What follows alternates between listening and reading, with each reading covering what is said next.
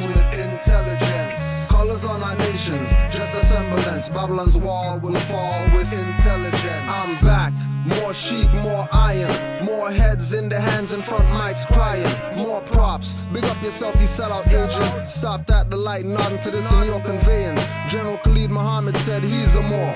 Fake Nuwapians say don't put L after your.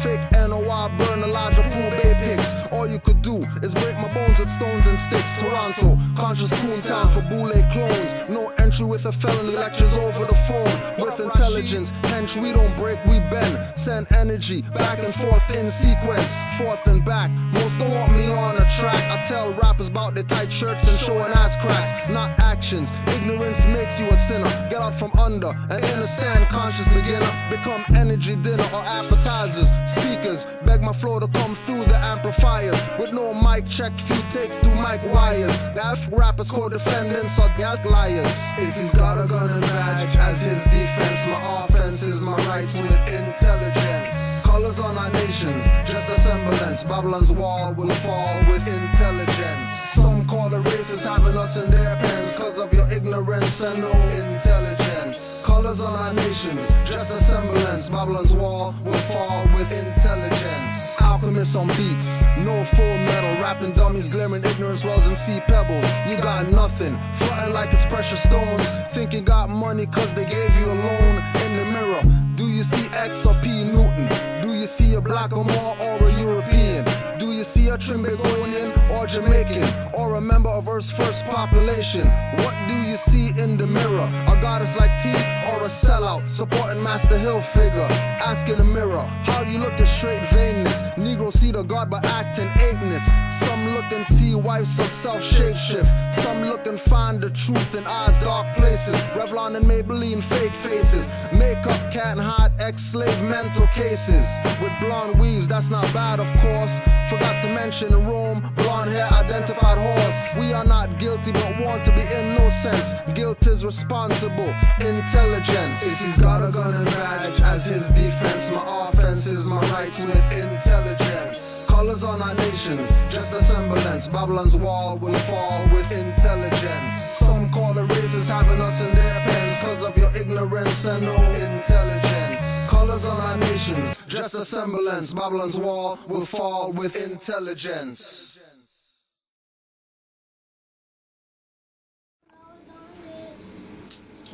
Islam, boys. Islam. Islam. Islam. Peace and no tap.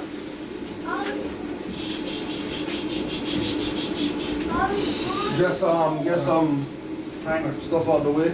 But let's just start up with the prayer. 5 on the left, 2 on the right.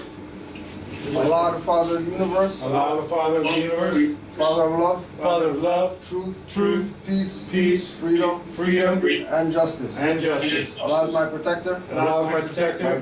My guide. And my salvation. By night. And by day. Through his holy prophet. Noble Drew Ali. Islam. Alright, first announcement, Canaanland Moors, in conjunction with Moors of Khalifa, Sunday, March 30th, 2014. Skype lecture with Sister T. Naji Ula L. and Brother V. Taylor L. Authors of Moors in America, a compilation. Now available on Amazon.com. The lecture is going to be in person, in proper person, at MSTA number 101 Los Angeles, 8701 South Normandy Boulevard, Los Angeles, California. And it will be at Motor Science Temple of America, 2533A Eglinton Avenue West, 5 p.m. And secondly, Saturday, April 26, 2014, the Great Debate, the legitimacy or fallacy of the Motor Science Temple of America, GS Kudjo L. and Dr. Ali Muhammad at the Jamaican Canadian Association, 995 Arrow Road, Western Road in Finch. Contact information 647-781-4027. As well as going to be streamed on ustream.com/channel/VIPTV the-great-debate-series. And today's presentation is with the big brother from Indiana, Brother Jabbar Gaines Ill. We're gonna open up the floors and give him this forum so he can get us what we need to hear. You can hit those lights. Islam, Brother Jabbar. Islam. The floor is yours, more. Islam. Arise, giving perfect praise to Allah, the great God of the universe. Extend the highest of honors and eternal gratitude to his prophet, Noble Ali, Allah's star made into flesh. I'd like to give honors to everything that he brought us. The British flag, divine constitution, the North Science Temple of America, everything that the Prophet brought us. I'd like to extend special honors to the National Grand Sheikh of the North Science Temple of America, Divine Minister King Umar Bey, and his official staff. I'd like to give honors to you, Grand Sheikh, Kudjo Admiral L, in Canaanland, aka Canada, and his official staff. And it's a beautiful day. It's a blessing to be with Moors to discuss these divine teachings and to continue working together in the upliftment of fallen humanity. Today's subject matter. Can you Moors hear me pretty good? Yeah, we're hearing you more. Stop. Today's subject matter, we wanted to discuss the Moorish Science Temple of America and what it is and what it is not. A subject matter like this can be a very sensitive subject matter, but nonetheless, it's a subject matter that has to be discussed because as we see that the Moorish movement is growing in great numbers all throughout the country and even outside of the immediate so-called United States, we see the Moorish movement gain popularity and momentum, but at the same time, we see that there are a lot of misconceptions that are taking place and being developed in different parts of the country that definitely needs to be addressed, corrected, or perhaps modified. So we thought it was necessary, spoke with the National Grand Sheikh, Divine Minister King Marbey, and just have a couple of issues that we wanted to make clear to the general public as to what the Moorish Science Temple of America actually is, the views and the concepts that we represent and stand for, so we can have a better relationship with ourselves and others. So that's the basic premise of today's class.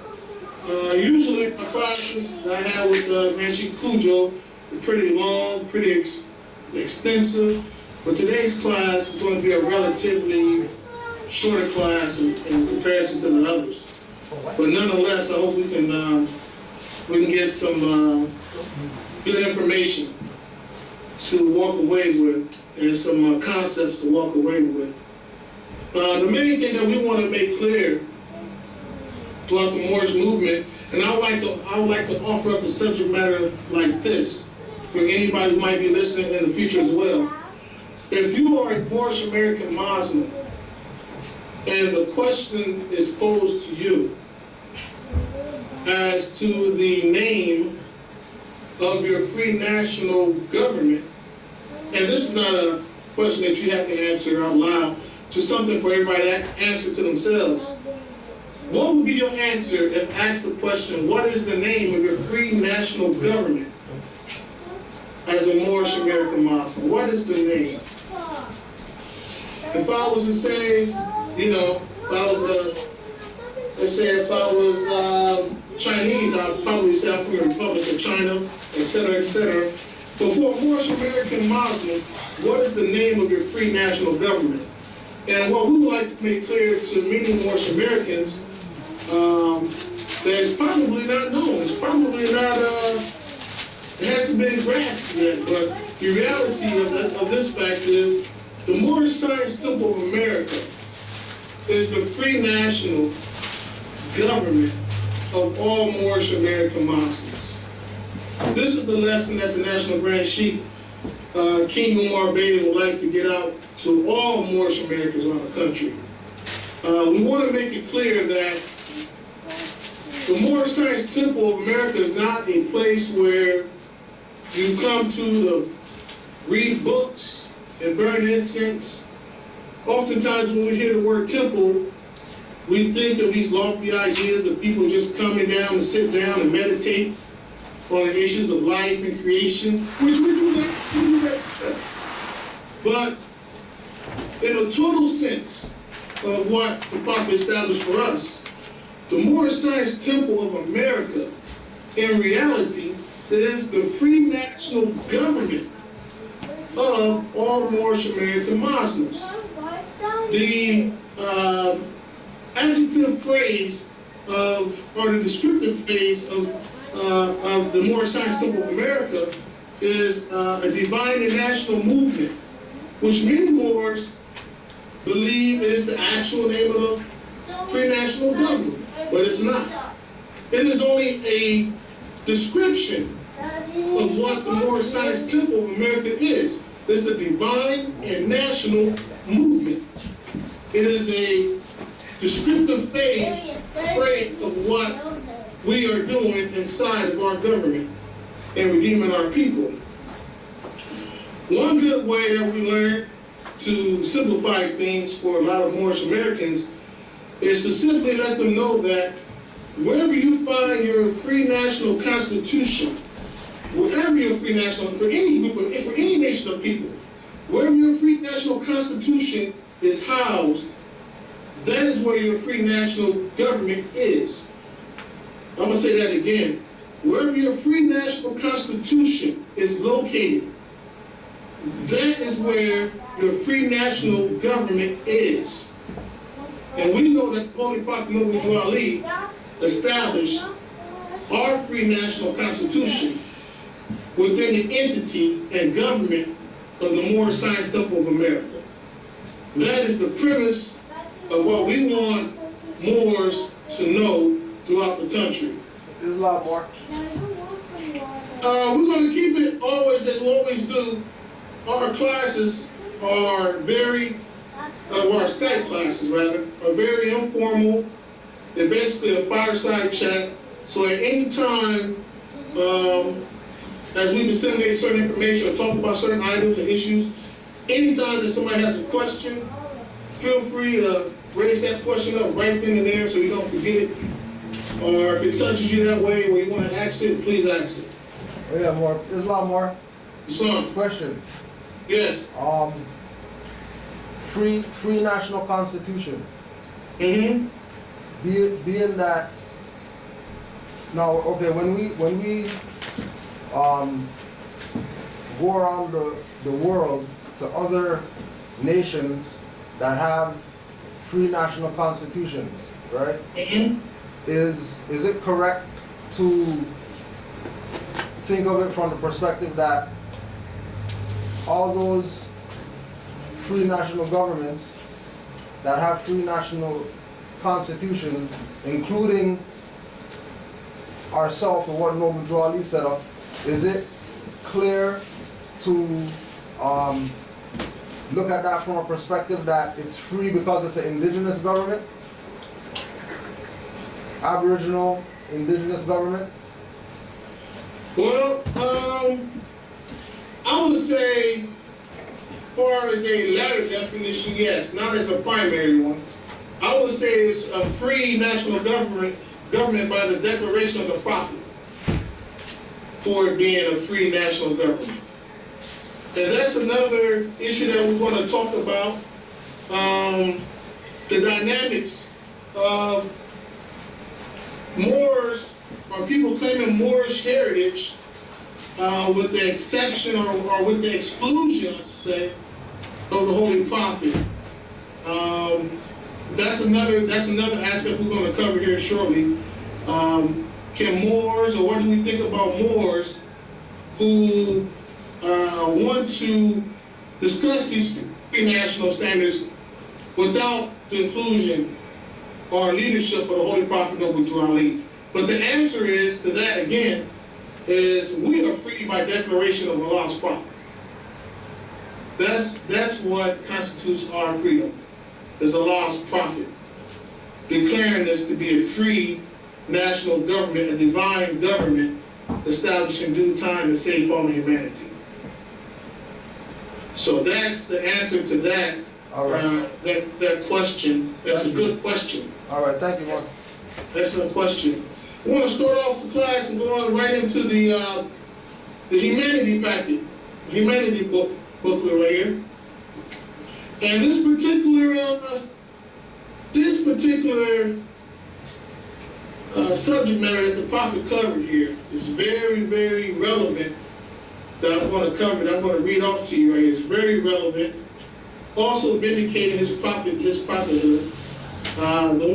The section I want to cover here is the speech he delivered on Friday, October 26, 1928, and it's called A Warning from the Prophet for all governors and grand sheikhs and head officials of all temples. Again, that's Friday, October 26, 1928, and it's titled A Warning from the Prophet for all governors and grand sheikhs and head officials of all temples. Okay, and this is how it reads.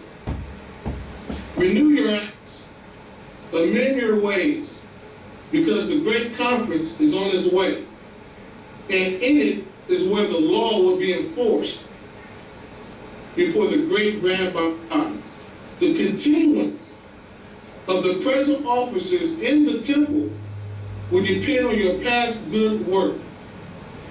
Those who have been delinquent, listen to this, those who have been delinquent may now know that they will not be tolerated any longer.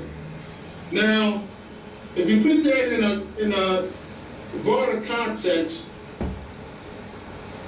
for the Prophet to say that you have been delinquent, but at this junction, it will no longer be tolerated, that lets us know that there was a certain amount of grace that was given, mercy that was given, patience and tolerance that was given, that at this particular junction in time, it will no longer be tolerated.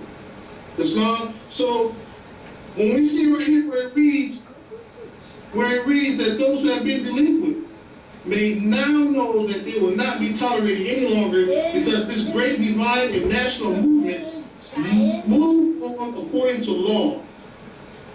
These things shall be proclaimed. We'll read that again. Those who have been delinquent may now know that they will not be tolerated any longer because this great divine and national movement must move on according to law. These things shall be proclaimed as they are now. There is no favorite in any of the temples, for the law is laid down and everyone who claims to be a part of the work must be governed accordingly. All are one. And that's where we're at, Moors, in this day and time. You know, a lot of Moors on a social level, many Moors may not like the divine minister and National Grand Chief of the Moorish Science Temple, King Omar Bey. They may not like the governor out there in Canaanland, Canada, Kudjo L. They may not like our good brother Elihu Pleasant Bey. They may not like Ras Sadiel. They may not like R. Jones Bey. They may not like Sister Benshika Sanders Bey. But the truth is this, Moors. Anyone who has been blessed to see the divinity of Prophet Noble Drew Ali, despite our differences, we belong to one temple. That's despite our differences. We can work that out as men. But the truth of the matter is, if you are at the Moorish Science Temple of America, there's only one temple. And Prophet Noble Drew Ali is the prophet and founder of that temple. You know, and speaking of some differences within this movement, one thing is made clear by Prophet Noble Drew Ali, by the elders. And he said, it was said that Prophet Noble Drew Ali said this about conflict and disagreements. He said, if two Moorish Americans were to get into a fist fight, and one Moor strikes the other Moor in the face, knocking him to the ground, the Moor that punched that other Moor to the ground, if he extends his hand to help that brother up, and the brother on the floor denies his hand, the brother on the floor was never a Moorish American Muslim. And to the Moor that did hit him and knock him to the ground, son, if he don't reach down to help pick him up, neither was he a Moorish American Muslim. So what's the moral? What's the moral of that story, that narrative? Is that regardless of our differences, regardless of our conflicts, even if it comes to blows, the Moor that does not open up his heart to forgive his brother and to move forward in unity and love, that is not a Muslim. For the one who does not forgive and unify with his brother. It's a very important lesson in that statement from the Prophet. Because he made it very clear to us in our condition coming out of chattel slavery and being branded Negro, black, and colored, that we were so broken up through chattel slavery. We were so destroyed as a nation of people that we had to actually learn how to love all over again. We had learned hatred from the slave master, the taskmaster. We learned murderous ideas, treacherous ideas, wicked thoughts, and we have to learn how to love instead of hate. And what we see going throughout the Moorish movement today is that although we have Moors that wear fezzes, sisters that wear turbans, they read and carry their Moorish Holy Quran Circle 7 with them everywhere they go. At the end of the day, many Moors carry hatred towards their own sister and towards their own brother, and they have not forgiven their own Moorish brothers and sisters for their trespasses. Which, if we were to study the Moorish Holy Quran, if we were to study this, we would know that it teaches us that in order for us to elevate ourselves and not be reincarnated down to this certain level of vibration and repeat it all over again, we have to learn how to forgive and forget. We have to learn how to forgive. That's what we have to do. And that's what you're seeing through the Moorish movement, is a saturation of hatred. That's what you're seeing. So when we look at the Moorish movement and we don't see the things that we need to survive as a people, we don't have the institutions that should have been here after 100 years, that can totally be attributed to the lack of love being practiced and implemented to one another. So I'd like to digress, but it's very key that we understand that the mission of the Moorish Science Temple of America is to uplift fallen humanity. That's the mission, is to uplift fallen humanity and set these matters right. But the number one way, the key to uplifting fallen humanity is obeying the Prophet and exercising love and abandoning hate. That is the key for us to rise to the next level as a people. I want to continue with this passage here. Say, okay, there is no favor in any temple, for the law is laid down that everyone who claims a part of the work must be governed accordingly. All are one. All are one. Now the Great Quran of Mecca, it reads in part, says, وَتَعْصِمُوا بِحَبْلِ اللَّهِ جَمِيعًا وَلَا تَفَرَّقُوا. Hold on, remain as one community. Hold on as one community, as if you are hanging off a rope, off a cliff of a mountain. You're supposed to hang on that tight together. We're supposed to be that tight, that bonded. So all are one. There is but one temple in this nation, and there is but one prophet of the temples. I come to speak to all nations, bringing them a message of love, truth, peace, freedom, and justice. In the head of every temple, if anyone is violating these laws, it will mean his discontinuance. For no man is to be under the influence of intoxicating liquors. And we don't have to say how many Moorish Americans, unfortunately, are still wrestling with intoxicating liquors. Okay? Nor to seek to tear up the families while under the influence of any evil motive. Nor must he speak anything that will prejudice the minds of the public against the divine movement. Now that's very deep, and that's very telling. The prophet instructed us that no one is to speak anything that will prejudice the minds of the general public against the divine movement. What kind of examples do we have of that today? What can we see today that Moorish Americans who have knowledge of self are doing things, engaged in things, and activities that is creating a prejudice, an environment of hostility against Moorish Americans? We got to think over that. I tell these Moors, and when we do deal with the aspects of civics, we go in all the way.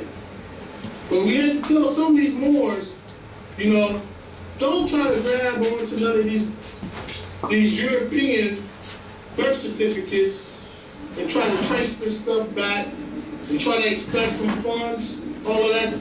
Leave that stuff alone. Leave that alone. Because you know why you should leave it alone?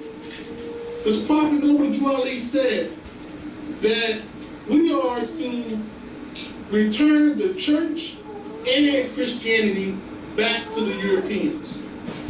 Return that back to the Europeans. He said the church and Christianity, two different subject matters, two different topics, two different items. Return the church and Christianity back.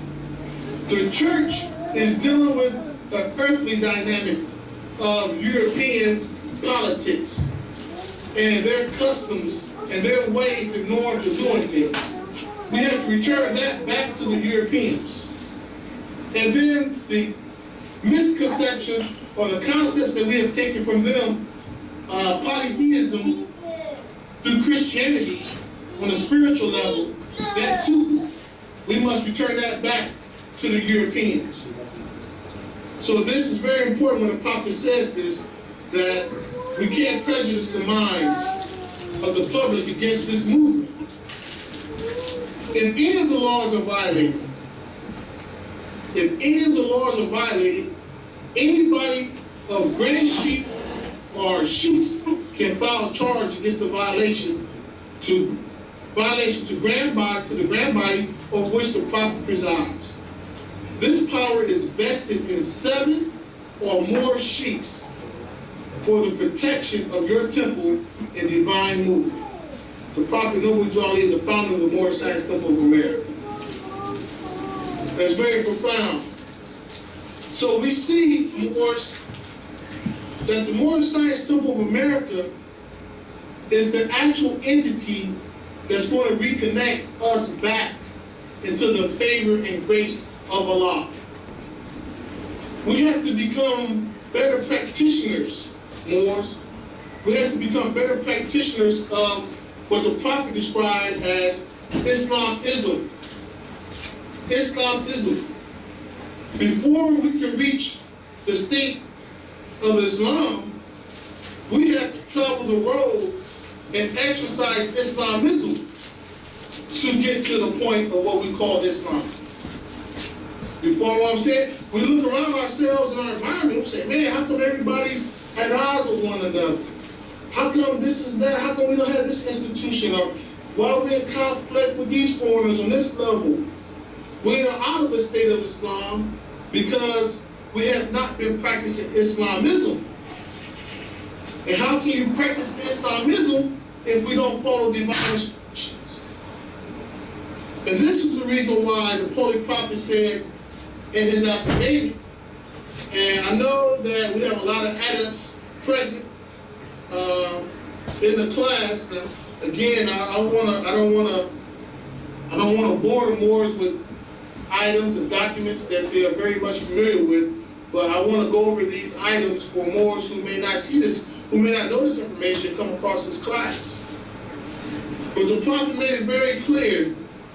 He said, I'm going to read in part of his affidavit in reference to speaking about the Moorish Science Temple of America. He said, the purpose is to uplift fallen humanity and warn the nations to flee from the wrath of Allah and teach our people to become better citizens. Since the work of the Moorish Science Temple of America was and is largely religious, the organization has been legally changed to a religious corporation, and an affidavit to this effect has been properly filed in the Cook County Recorder's Office, City of Chicago, State of Illinois. The reason why the Prophet, one reason as we're talking, one reason why the Prophet changed the name of our movement to the Moorish Science Temple of America is because the work that he had to do in our Reformation was largely religious, meaning that our moral compass as a nation of people had become so debauched and degraded that he had to create and establish a formula, a government, an environment, a system that can redeem us and reattach us back to the principles of our forefathers. And see, and this is why if you study Moorish history, you'll find out when the Prophet was out in New Jersey, he didn't teach the construct of our Moorish government out there. He did that on his arrival, and time spent in Chicago is when he set up and erected the constructs of our actual government. The time that the Prophet was teaching or doing his work out east in New Jersey was mostly, his time was mostly spent in assessing our conditions as a people. He spent most of his time out there in New Jersey, all throughout the east, and looking at our plight, looking at our condition, studying us, examining us, and coming up with the remedy to save us from the wrath of Allah. And when he moved to Chicago, that's when he solidified, and that's when he solidified his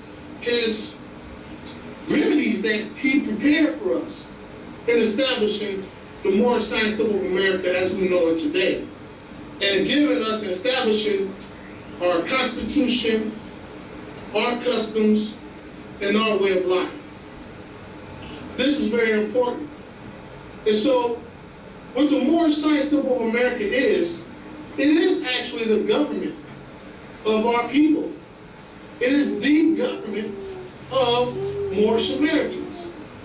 But the sad reality is, the sad reality that we have in front of us is that we have so many people who are coming into the movement but really not having a true appreciation and understanding of who the Prophet Noble Drawley was and is today. That's what we're up against. We have some people who come in and read the Prophet's instructions and think that they can modify the Prophet's instructions to better suit us. Nay, you cannot modify, correct, or make better the Prophet's instructions for us. He made it very clear that he brought to us the divine plan of the ages. And if he brought to us the divine plan of the ages, that means what he established is not decimated in 2014, 15, 16 going on. It has to be implemented, Moors. And that's why we are taking more time out in the Grand Major Temple and around throughout the country. We are focusing more on the moral compass of Moorish Americans. We are focusing on improving the moral standards and the spiritual discipline of Moorish Americans in conjunction with a proper understanding of civics and law. They go hand in hand. And you have to teach, as you know, you have to teach. You can't teach law without history, and you cannot teach history without law. They go hand in hand. And so it is with this divine and national movement. So it is the same. We cannot just teach the moral aspects without teaching the civics, and nor can we just teach civics without teaching the moral aspects. We got to have a fine balance. But not only a fine balance, we have to have a balance that was presented to us by the Holy Prophet. And we have to learn how to ascertain when we see certain people giving out information or creating certain programs. They may sound good, you know, they may have the name Moorish American attached to it or interwoven into it somewhere. They may put a flag up, Moorish American flag up. They may mention a prophet's name. But as you know, you can go to a grocery store and go to the vegetable baskets, and just because you have a whole bunch of vegetables in front of you, you know, every vegetable, you know, you see tomatoes, every tomato is not meant to be digested. You know what I'm saying? You have to pick up some tomatoes, as the Grand Sheik, National Grand Sheik said, you have to pick up some tomatoes, analyze it, look at it, and say, nah. You know what I'm saying? And grab a better and clean and better presented tomato for you to digest. And so it is with our teachers in this movement. We have to make sure that the people that come before us, Moors, are in obeisance to the Prophet. And it's unfortunate, dear Moors, it's unfortunate that we see that whenever Moorish Americans enforce the Prophet's laws, and it's not no surprise because he told us already that any Moors that's enforcing his laws will encounter opposition. Just like the Grand Sheik Kudjo and many other good Moors, Brother Taj, a lot of excellent Moors out here, Sister Sanders Bay. Whenever we have Moors that's enforcing the Prophet's laws, you're going to meet your opposition. People are going to speak bad about you. They're going to actually probably launch schemes against you whenever you enforce the Prophet's laws. So the point is, though, we have to be steadfast and stick to our guns when it comes to the Prophet and his laws. And the reason why we have not seen the full benefits in the Moorish movement, and I'm speaking very practical now, the reason why we have not seen the full benefits, we have not seen the wealth, we have not seen all of the treasures of Allah. The reasons why we have not been bestowed these things in our earthly salvation as well as our divine salvation is because we have not been following divine instructions. If you pick up the Moorish Holy Quran, all through it, it is telling you about divine instructions. We don't have to reinvent the wheel. You have some Moors or Moorish organizations, indigenous and otherwise, they feel compelled to try to reinvent the wheel. And the wheel does not have to be reinvented. The Prophet has clearly laid out the steps that it takes to be successful as a nation of people. And we thank Allah for the Moors who are remaining loyal and faithful and producing those good works and creating those environments that are conducive for our people to learn about their birthrights and nationality. And we see that growing every day throughout the country. It's being witnessed by other people, other segments of society throughout the country, that the Moorish nation is indeed rising, Moors. We are indeed rising. We are a reality, man. We are here. We are present. And our liberation is inevitable. This land will be given back to the Moors. Prophet Noble said that. He said, this land, we will come back into authority. The prophet said that the wheels of this economy was going to come to an immediate stop, an utter stop. And things will decimate. But when the wheels turn back on, the economic wheels start up again.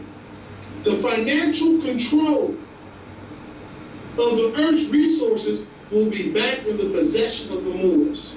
He said, we fed all of the nationalities around the world, and we will do it again. We will do it again. Do we have any questions at this point right now? Any questions? Yeah, well, I got one. Why do you think it's hard? Why do you think it's hard for people to accept Noble Drew Ali's prophethood when there's, for the example, like you just did about the industry stopping and coming, and when it comes back up, it'll be in the Moors' favor.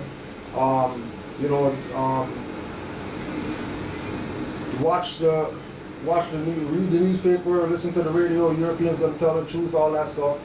Why is it so hard for people to accept Noble Drew Ali's prophethood when there's so many of his prophecies manifesting today in 2014? And not even just now, 10 years ago, 15 years ago, 20 years ago, things, before we were born, prophecies of the noble prophet were coming to pass. And it seems like the more we present that information and put it out there, the harder it is for people to accept it, even though it's right in front of their face. That's a good question. That's a good question. And here's my assessment, Ranshi. My assessment is this. It's basically it's actually multi-layered. But I'm going to pick two of the main reasons. The first reason is we were stripped of our knowledge of self, and we were taught not to expect anything of divinity coming out of our image, out of our likeness. That was part of our destruction at the hands of the colonists, was to destroy our self-esteem, our self-perception, and our talents and our abilities. So anything that's coming from a supernatural realm of spiritual enlightenment being embodied in a melanated being, we were castrated mentally. What many brothers call being victims of menticide. We were victims of menticide. And we were trained and bred not to accept anything coming in our own. That's why the scripture says Jesus came amongst his own, but his own received him not. The reason why most of our people are not accepting Prophet Noble Drew Ali, number one, is because they can't accept divinity coming in their own melanated image. That's cut and dry. Now, the second reason why people are not accepting the prophet is from a dynamic of people who I think are more educated than the first, but they have financial investments or motives to keep the people subjugated in order to reap the financial and earthly benefit. That's the second part. That's the second part why people are not accepting Prophet Noble Drew Ali. But I want to show you something here, Ranshi. The Moors there in Canada, I gotta show you this. I text you about it. I don't think you got back with me about it. But I want to show you this.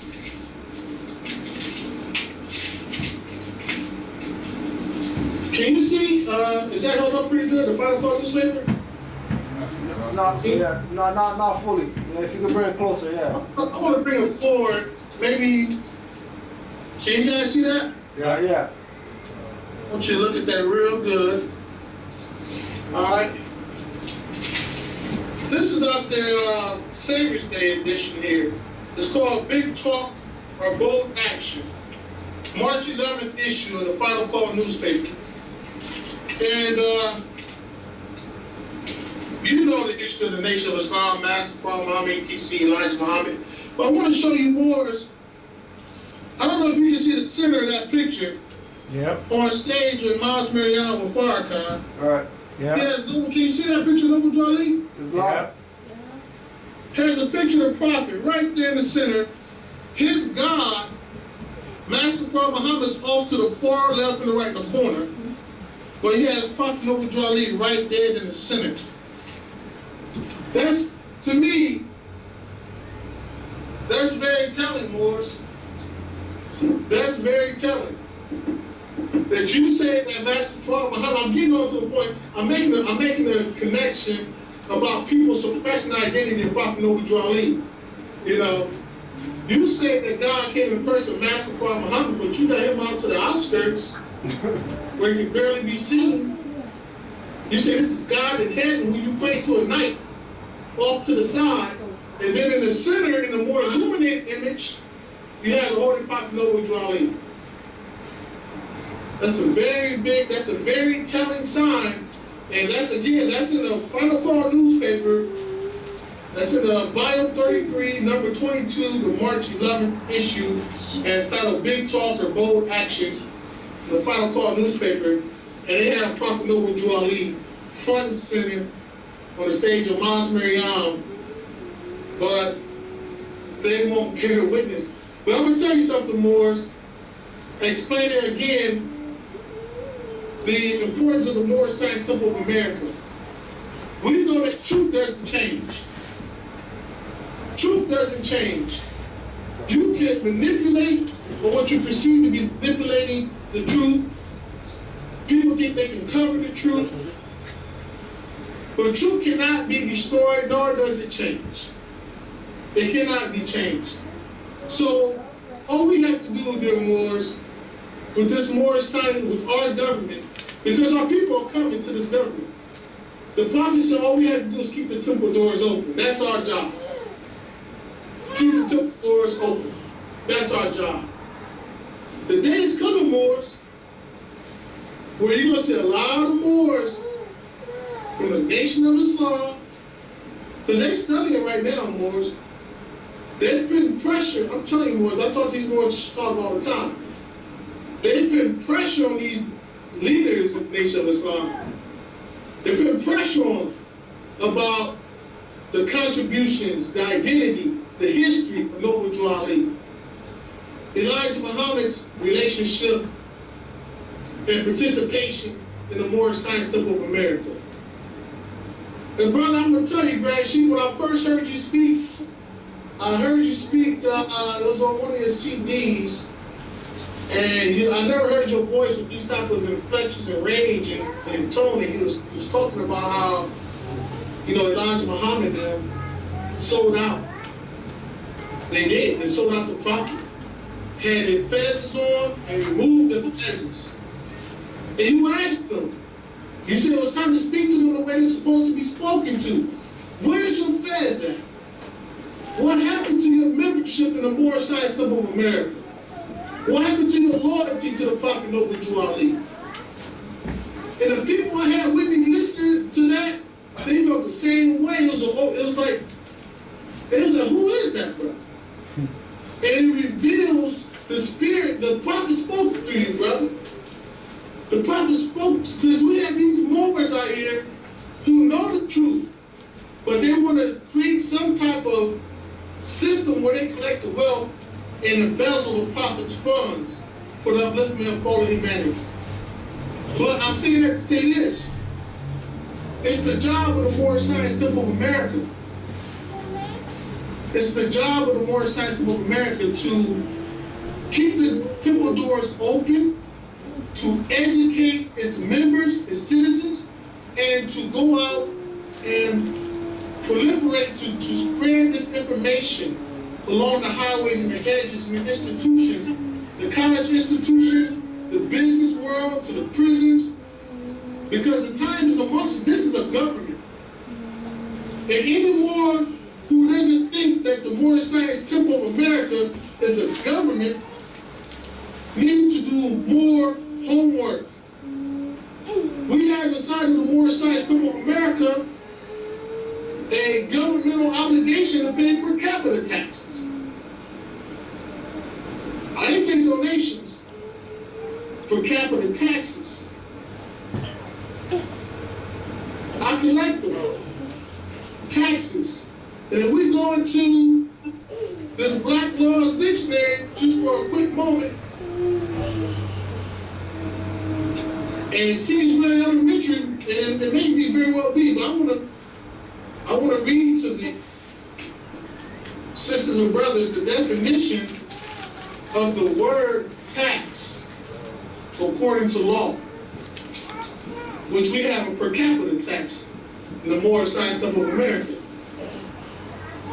The definition of tax, and this is the Black's Law Dictionary, 4th edition, page 1628, and it reads, tax, to impose a tax, to enact or declare that a pecuniary contribution shall be made by the persons liable.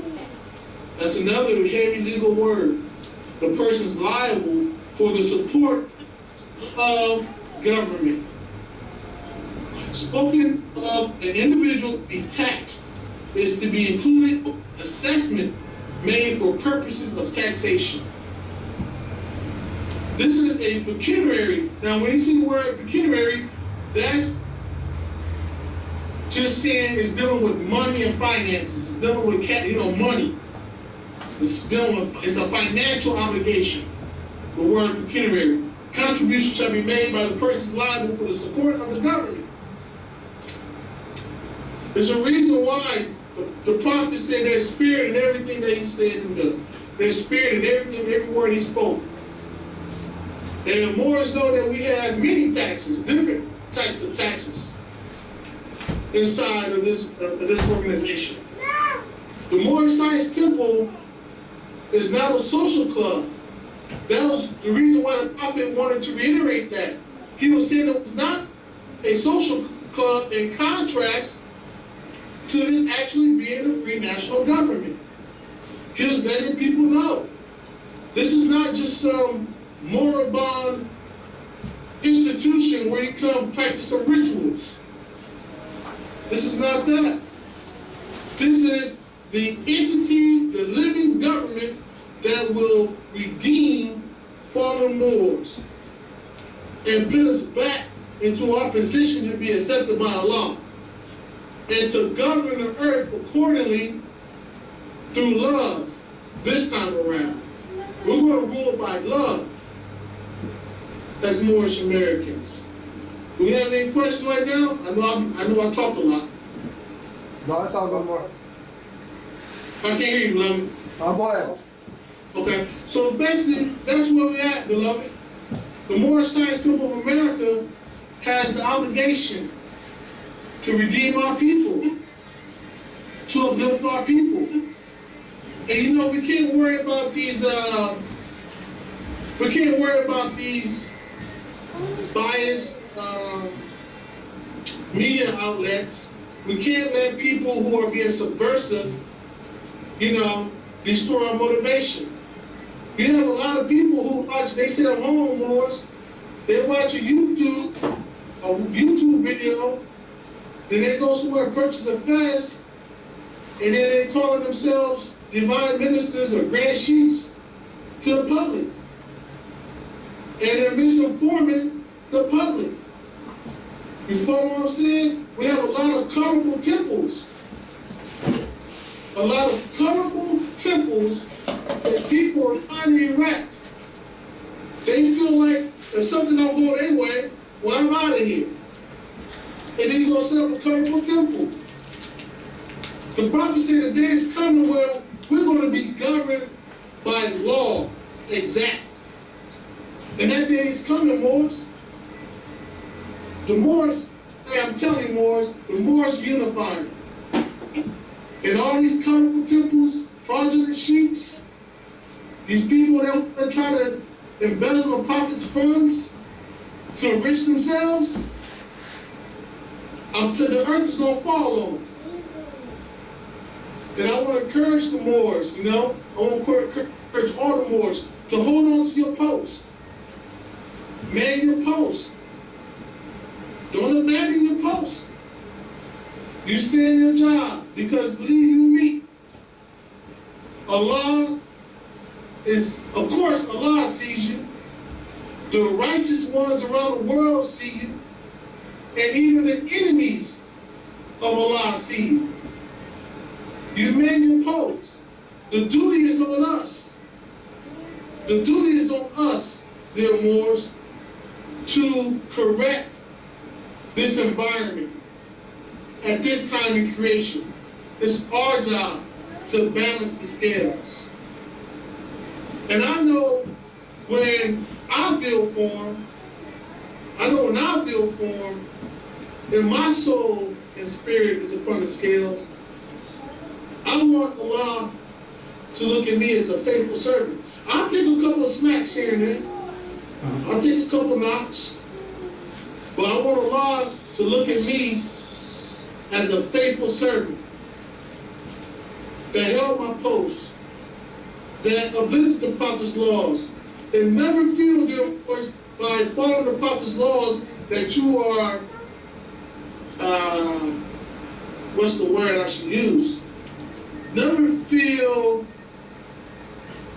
let anybody, I should say, don't allow others to make you feel as if you are out of order or being unfair by maintaining the Prophet's laws.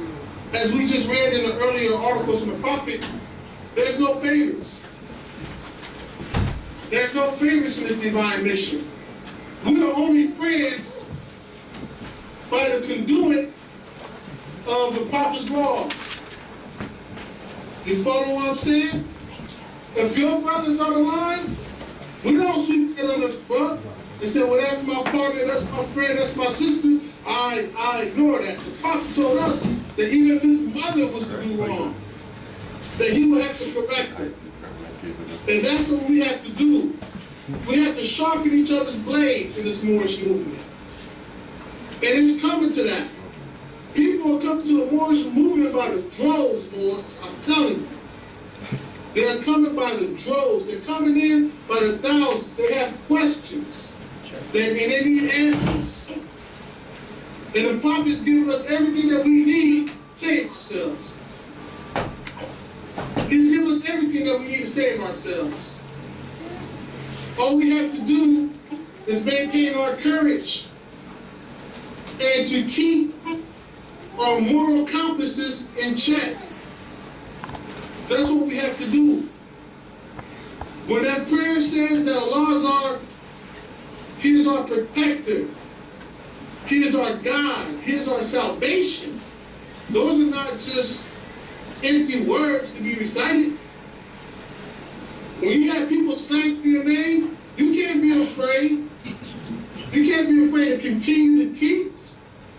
When people slander you, that's their attempt to give you a count route and go hide somewhere so you don't continue to uplift the people and change the reality of the people that's still in the finances and leaving the earth in discord. You follow what I'm saying? You have to maintain your post and keep your moral ground. That's what we have to do. We have to encourage each other. If you know your sister or your brother, right? Your sister or your brother has a shortcoming, don't knock your sister or your brother. You know? In the Moorish movement, I see a lot of Moors. One of the main things I've seen in the Moorish movement, state to state, if you will, these different temples is We know when we are in our leisure, I notice that a lot of Moors, unfortunately, and we all have our shortcomings, but the one I see the most is alcoholism. And that's mostly from older Moors, but I'm seeing a disproportionate number of younger Moors, alcoholism. And it must have been a big issue during the time of the Prophet, because he wrote it in his statement that, hey, you're not supposed to even speak about a lie under intoxicants, under liquors, heavy liquor, or any type of liquor. But my point is this: don't knock your sister, don't knock your brother, don't disassociate yourself from them. Love your sister, love your brother enough to work with them and get them off that stuff. You follow? These Europeans, these disagreeable Europeans, hostile Europeans, place these type of mechanisms on us because they know what time it is, Moors. Why are we disproportionately dealing with prison? We're dealing with incarceration. Let alone, we're not going to talk about the side effects of chattel slavery. We're going to leave that alone. But we're dealing with incarceration, right? We're dealing with drugs, right? We're dealing with economics. We're being kept out of certain business agreements and contracts and deals and employment. They put all of this time invested on suppressing our community because they know that they just left you alone. That they just left you alone. That you'll come in power even faster. But they have to put these type of mechanisms on you to keep you discombobulated. To keep you in a state of confusion. Bickering with one another. I don't like that sister because that sister thinks she's this, or, very, very futile, arguments, sad arguments. That's why the prophet said that his work amongst us was mostly religious, but not in the, like I said, not in the moribund sense of rituals when he said religion. He meant the spiritual perfection of Moors, to reattach themselves into the spiritual disciplines of their forefathers. Well, love is, I'm telling you, brothers and sisters, love is powerful. See, when we think of love in a pacifist way, somebody come along and slap you, you walk away, go buy them a rose. That's not what love is. That's not what love is. Love is the origin of all emotions. Love is the origin of all emotions and all mental activity, whether it's positive or negative.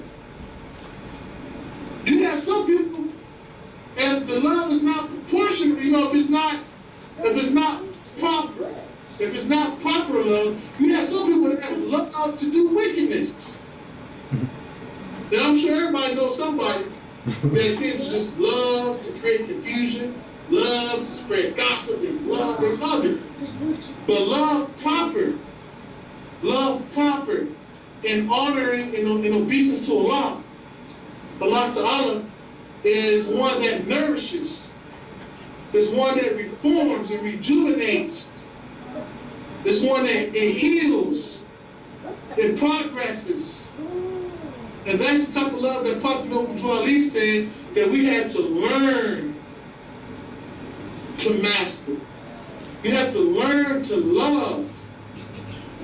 That's deep. That's deep. When have we ever really thought we had to learn to love? Think over that. You had to learn. He said we have to learn how to love. Did somebody have to teach you to love your mother? No. But definitely we have to learn how to love each other because we are all, in some way, shape, or form, the products or the victims of European colonialism. All of us are subjugated Moors. But the Prophet, I'm telling you, dear Moors, this Moorish Science Temple of America, this is not not some Orthodox Sunni mosque. This is not some branch of some type of expression of traditional Islam. This is not that. This is the reformation of the descendants of the founders of civilization. This is what this is. We don't subject ourselves to no ideas from no Orthodox pale Arabs. All due respect to them. But we are from the lineage, and we are from the pedigree of the original founders and civilizers of this planet. And that's what makes Noble Drew Ali so special. Because he has totally reshuffled the deck of civilization by giving us back ourselves and our identities. That's what makes it so crucial. And that's why Prophet Noble Drew Ali ordered us. It's a divine order that we don't let any foreign Muslims speak on our podiums. Because the moment they get up on the podium, they're going to try to say something to try to discredit the Prophet of Noble Drew Ali. We don't let folks get up on the podium. And I see them all through Mecca, and I sat out there. We had one of our conventions right next door to an Orthodox Sunni Muslim mosque. And they came out and wanted to engage us on the divinity of Prophet Noble Drew Ali. And we had to let those brothers and sisters know, in all humility, you know, nowhere in the Holy Quran of Mecca, nowhere in the Holy Quran of Mecca does it say that after Prophet Muhammad, peace be upon him, that there will be no more prophets. You can't find that nowhere in the Quran. The only thing they try to use as a verse to justify their misconceptions is saying that Prophet Muhammad is the seal of the prophets. And he is. He's not the last, but he is the seal of prophets. Only meaning that a seal, as we all know in civics, a seal makes something authentic. It makes it legitimate. And the reason why the Prophet Mecca had to say that Prophet Muhammad, peace be upon him, was a seal of the prophets was, at that time, he was the only prophet who came from the line of Ishmael. All of the other prophets came from the line of Isaac. So when he was saying he was a prophet, the people wasn't hitting it. They're like, yeah, you're not from the line of Israel, you're not from the line of Isaac. So Allah had to reveal that even though he wasn't from the line of Isaac, that he was indeed a prophet. And you know that every time there's a new prophet on the scene, don't you know the prior communities always attack him? You know, when Moses came, they wasn't hearing it, right? When Jesus came, they said, we stop. The Jews told Jesus, we stop at Moses. I should say Hebrew. They said, we stop at Moshe, man. You violated the Tanakh. But Jesus had to know, Brother Justice had to let him know who he was. Same thing with Prophet Muhammad, peace be upon him, and the same thing with Prophet Noble Drew Ali today. Why wouldn't Allah give us a prophet? The Quran says that every nation is given a prophet to get the blessings and the mercy of Allah. Every nation. We have our own customs, Moors and the Moorish Science Temple of America. What? We have our own customs, we have our own norms, we have our own expressions, and we will worship Allah. You follow? We have our own norms. And what makes some of our things, what they call different, they say that we do things differently, it's because our condition is different. When the Prophet found us, we were on our knees already. A lot more said, how come we don't make communal salat? Well, as a nation of people, we were broken through chattel slavery. We was already on our knees.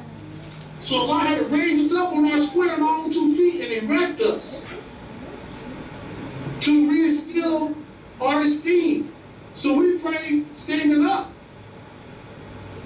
In contrast to the Arabs, who are very arrogant people, very cocky, very vain, and Allah had to force them as a community to bow down on all fours. Just the opposite as us. They're very arrogant people.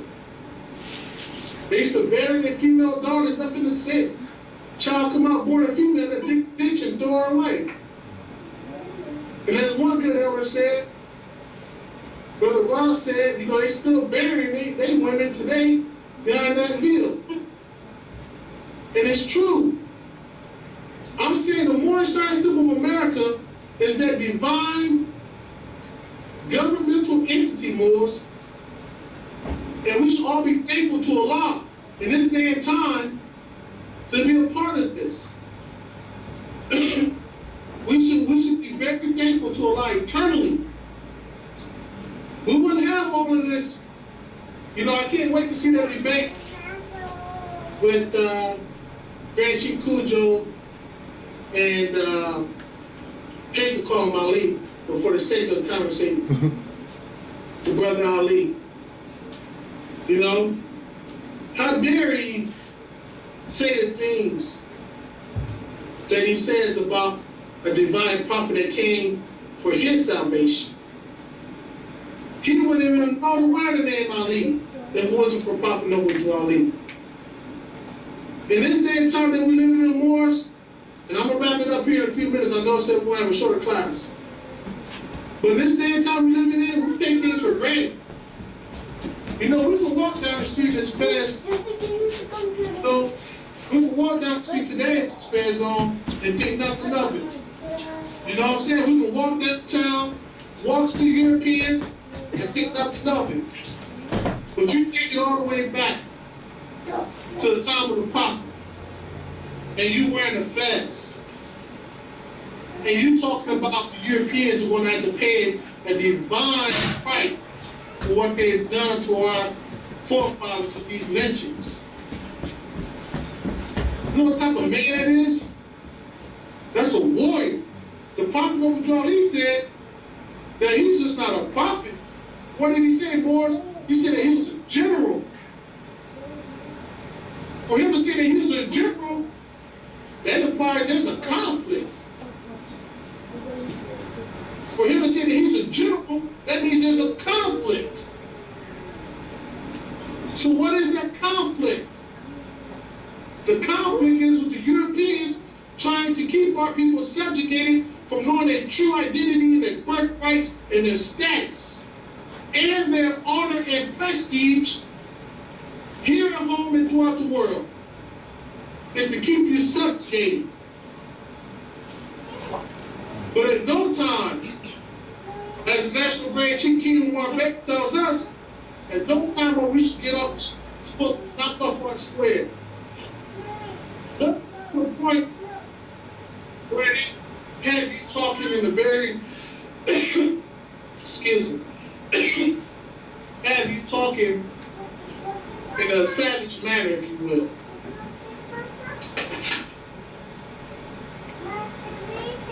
So, Morris, you know, in conclusion, wrap up.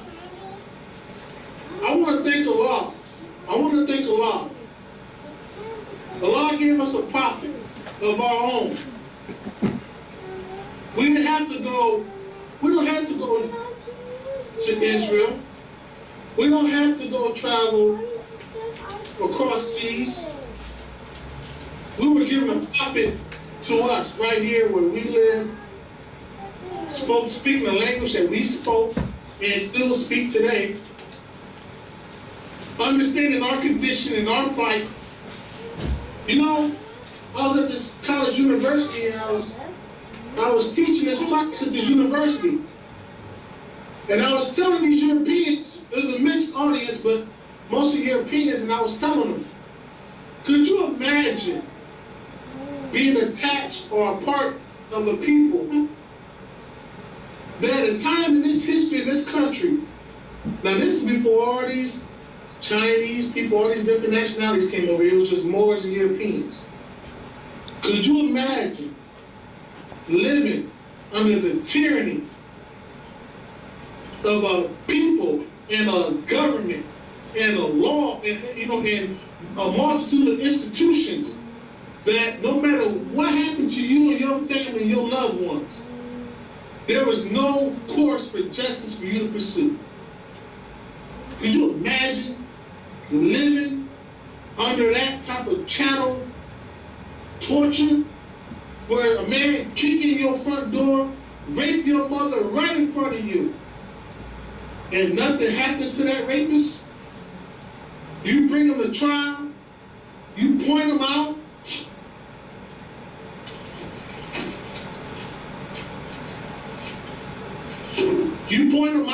in a court of law, they go away in chambers and deliberate, and they come back out and he's innocent?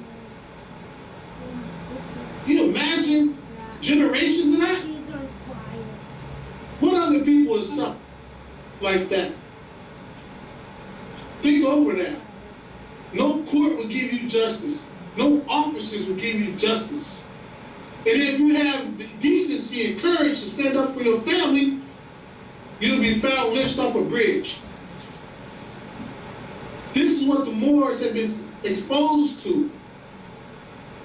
And then how dare anybody say that we don't honor Allah and thank Allah, the great God of the universe, for giving us a prophet?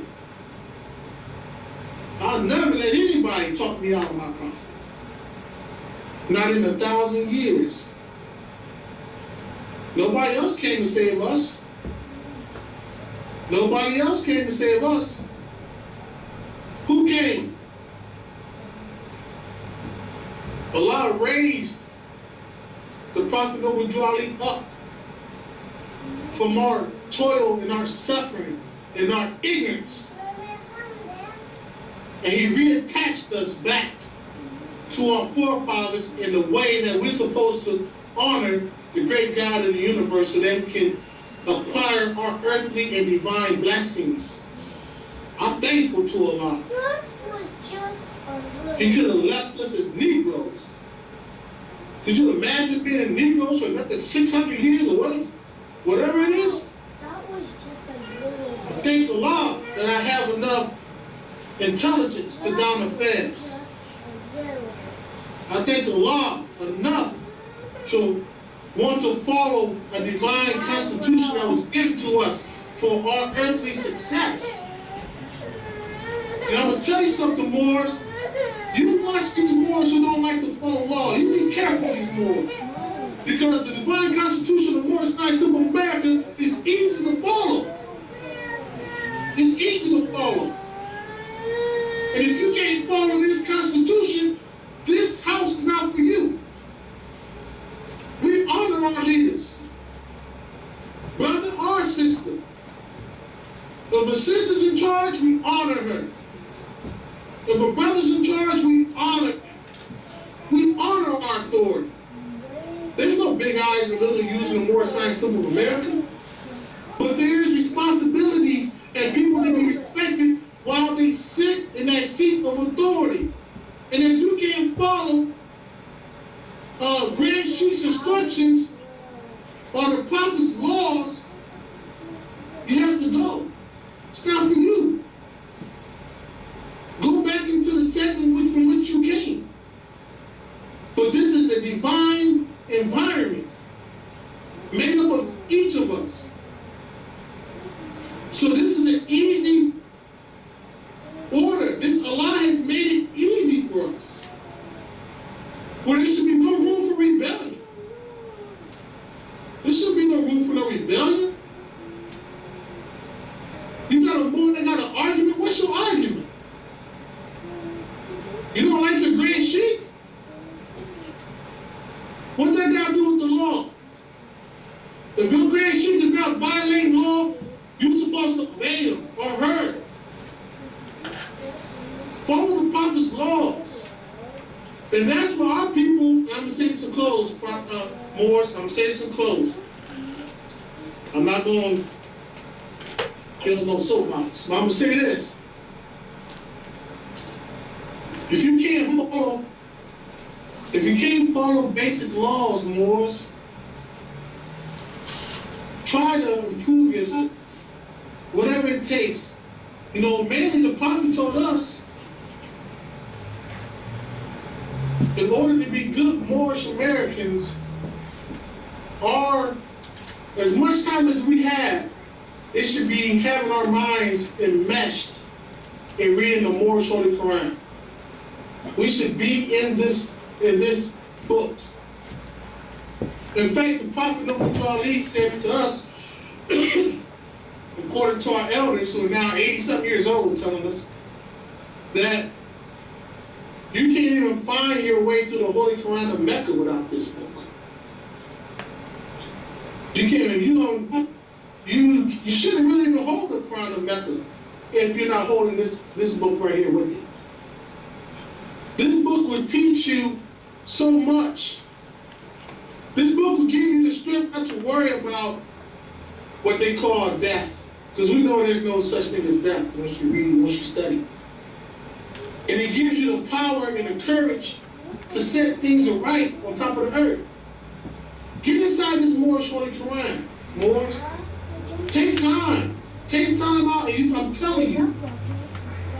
And the last thing I'm going to say is from the Moorish Holy Quran is talking about people in general who are aggressive, right? Who are aggressive, and I think about these colonial Europeans. But just think, the Moorish Holy Quran talks about how quick life is, the physical life, how short it really is in the context of creation and time, how short it is. And just think about those who practice tyranny, how arrogant they are with knowing how fragile and how short life actually is, the physical life on this plane of manifest, how short it really is. But just think about those who practice tyranny in such a short lifespan. Imagine, the Holy Quran says, imagine what they would do if they were given eternity eternity to live. Imagine what they would do with the eternity on the side, as opposed to a short life. This is very deep. This is very deep. Imagine what some people would do with this short time, what they would do if they was given a long time. And you gotta understand why Allah destroys certain beings altogether, and why others are allowed to live, and while others are back or due to come back through means of reincarnation. We're going to do a separate class. I'll get with the grand sheet. We're going to do a separate class primarily on reincarnation. Moors have to understand the science of reincarnation and get these add-up lessons on reincarnation and knock your socks off. But I just want to say, closing out here for a third time, boys, I'm done. Honor your prophet, honor your constitution, honor your customs, honor your government. The Moorish Science Temple of America is your free national government. And take that lesson when you talk to Moors later on tonight or tomorrow, or you get on the computer. Just ask another Moorish American from outside the country. Ask them. Just send it to them and see what they say. Say, brother, tell me what's the name of your free national government. They love the prophet. They're familiar with the prophet. But ask them, what's the name of your free national government? If you look right on the Moorish American nationality card, it reads right on top. This is your nationality and identification card for the Moorish Science Temple of America and birth rights for Moorish Americans. And we all know who we are. We don't need no nationality card. You know what I'm saying? I don't need a nationality. I want to show you a card if we all in the temple together. If it's just a religious entity. No, this is a divine government. This is our free national government. That's why when you get the divine constitution, it says the Grand Sheikh is empowered to make law. But I want Moors to know that we were indeed given a prophet. Allah did love us enough to give us a prophet. And we should be eternally thankful and do as much as we can to uplift the temple, defend the temple. When the Grand Chief Kudjo goes out, and his official staff and all the other members of the temple, whatever those brothers and sisters are out there demonstrating on behalf of the Moorish Science of America, you should come out and support your brothers and sisters. You should all support each other. The Prophet told us whenever we do something, we should go in as many numbers as we can. If we go to court or do any type of official business, the Prophet said it should be no less than 4 of us. So if you have a situation with this brother, and this example for this debate, more should come out by the numbers to support this brother. Because we already know what type of establishment the other characters capable of entertaining and producing for the people. And then you have a brother who's going to take the time out, or sisters who take the time out to confront this brother, his, not brother, but this individual in his lies. You should come out and support your brother. So I just want to say to the Moors, you know, we thank Allah for our Prophet. Do all we can to help each other, love each other, remove the hatred, and let's work in unity. Don't allow nothing to have you say, I don't talk to that sister. If you got somebody that you're not talking to right now, why don't you go inside yourself where Allah is closest to you and say, you know what, I'm going to break the animosity we got with each other. I'm going to be the one to go over there and make peace. And watch the power that you have when you go make peace, Moors. Love, truth, peace, freedom, and justice. These are some powerful keys. Whoever implements these keys is closest to Allah. Go make peace with whoever you got a problem with, and go make peace with them.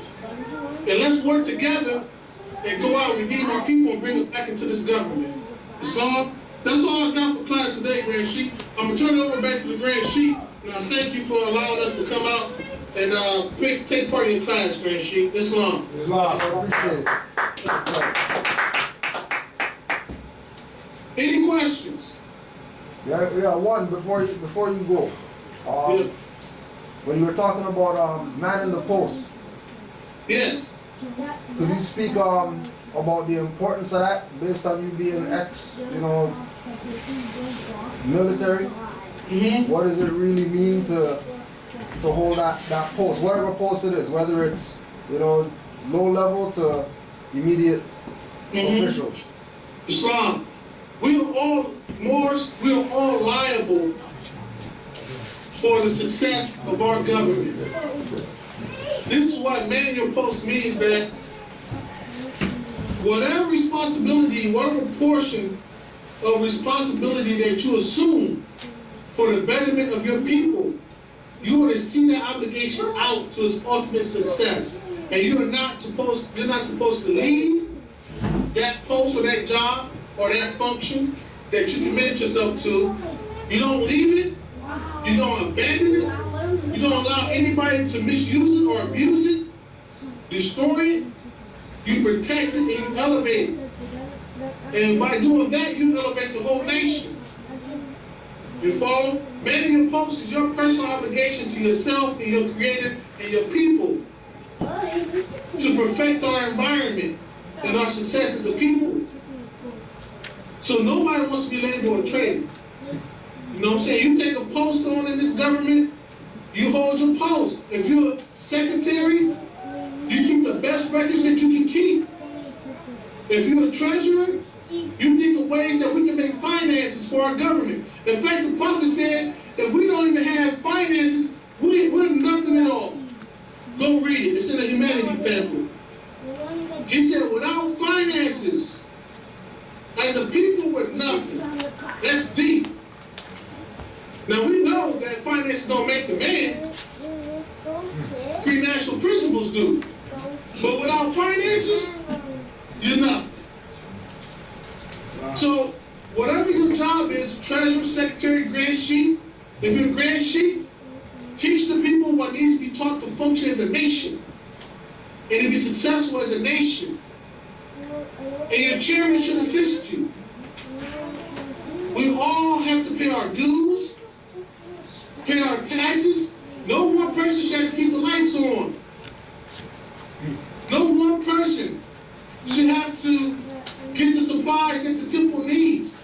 Everybody should be taking the census of what needs to be done, and everybody needs to help. That's what many are supposed to be. Doing your part. Love. Islam.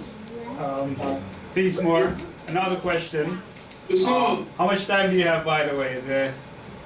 I do got 3 more. I got a few obligations tonight, but go ahead. Okay, all right. Just a quick question. You mentioned earlier in regards to us being a government.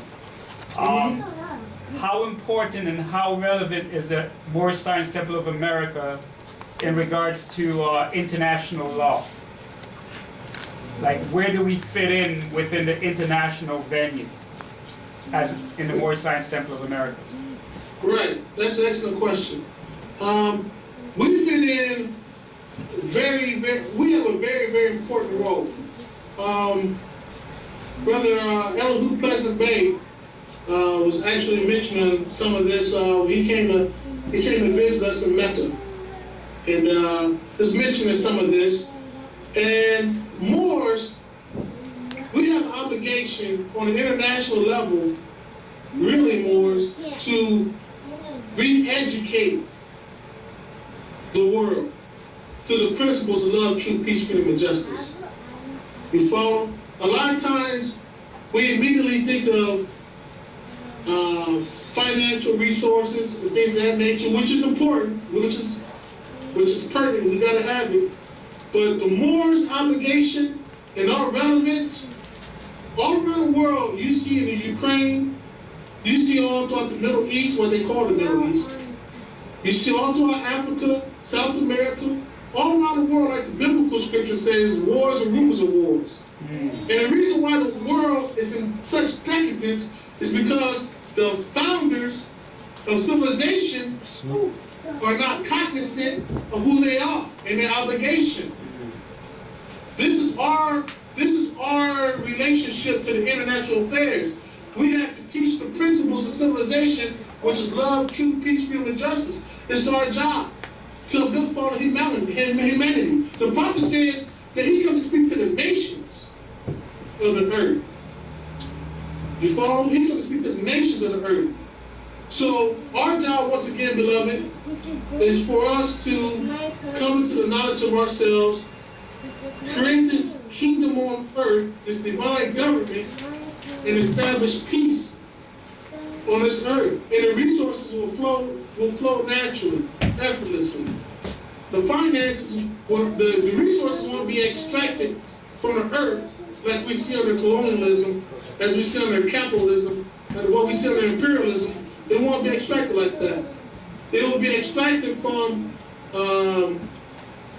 actions from a communal aspect, without much effort at all. But our thing is getting people to love one another and to function on these high principles of justice. That's our correlation as Moorish Americans to the rest of the world, is to re-civilize them, basically. In essence, we have to go re-civilize the world all over again. Islam? Islam. Anybody else got questions? Everybody's good?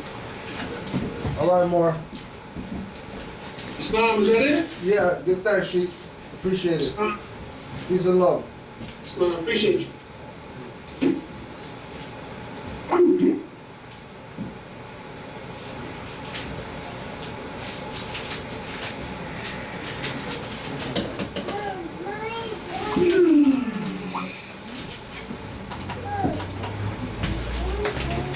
Right? Yeah. Yes.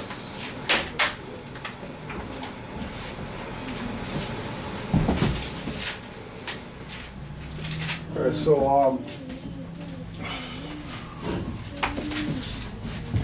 as Brother Jabbar gave ill, he has some he has a couple articles online.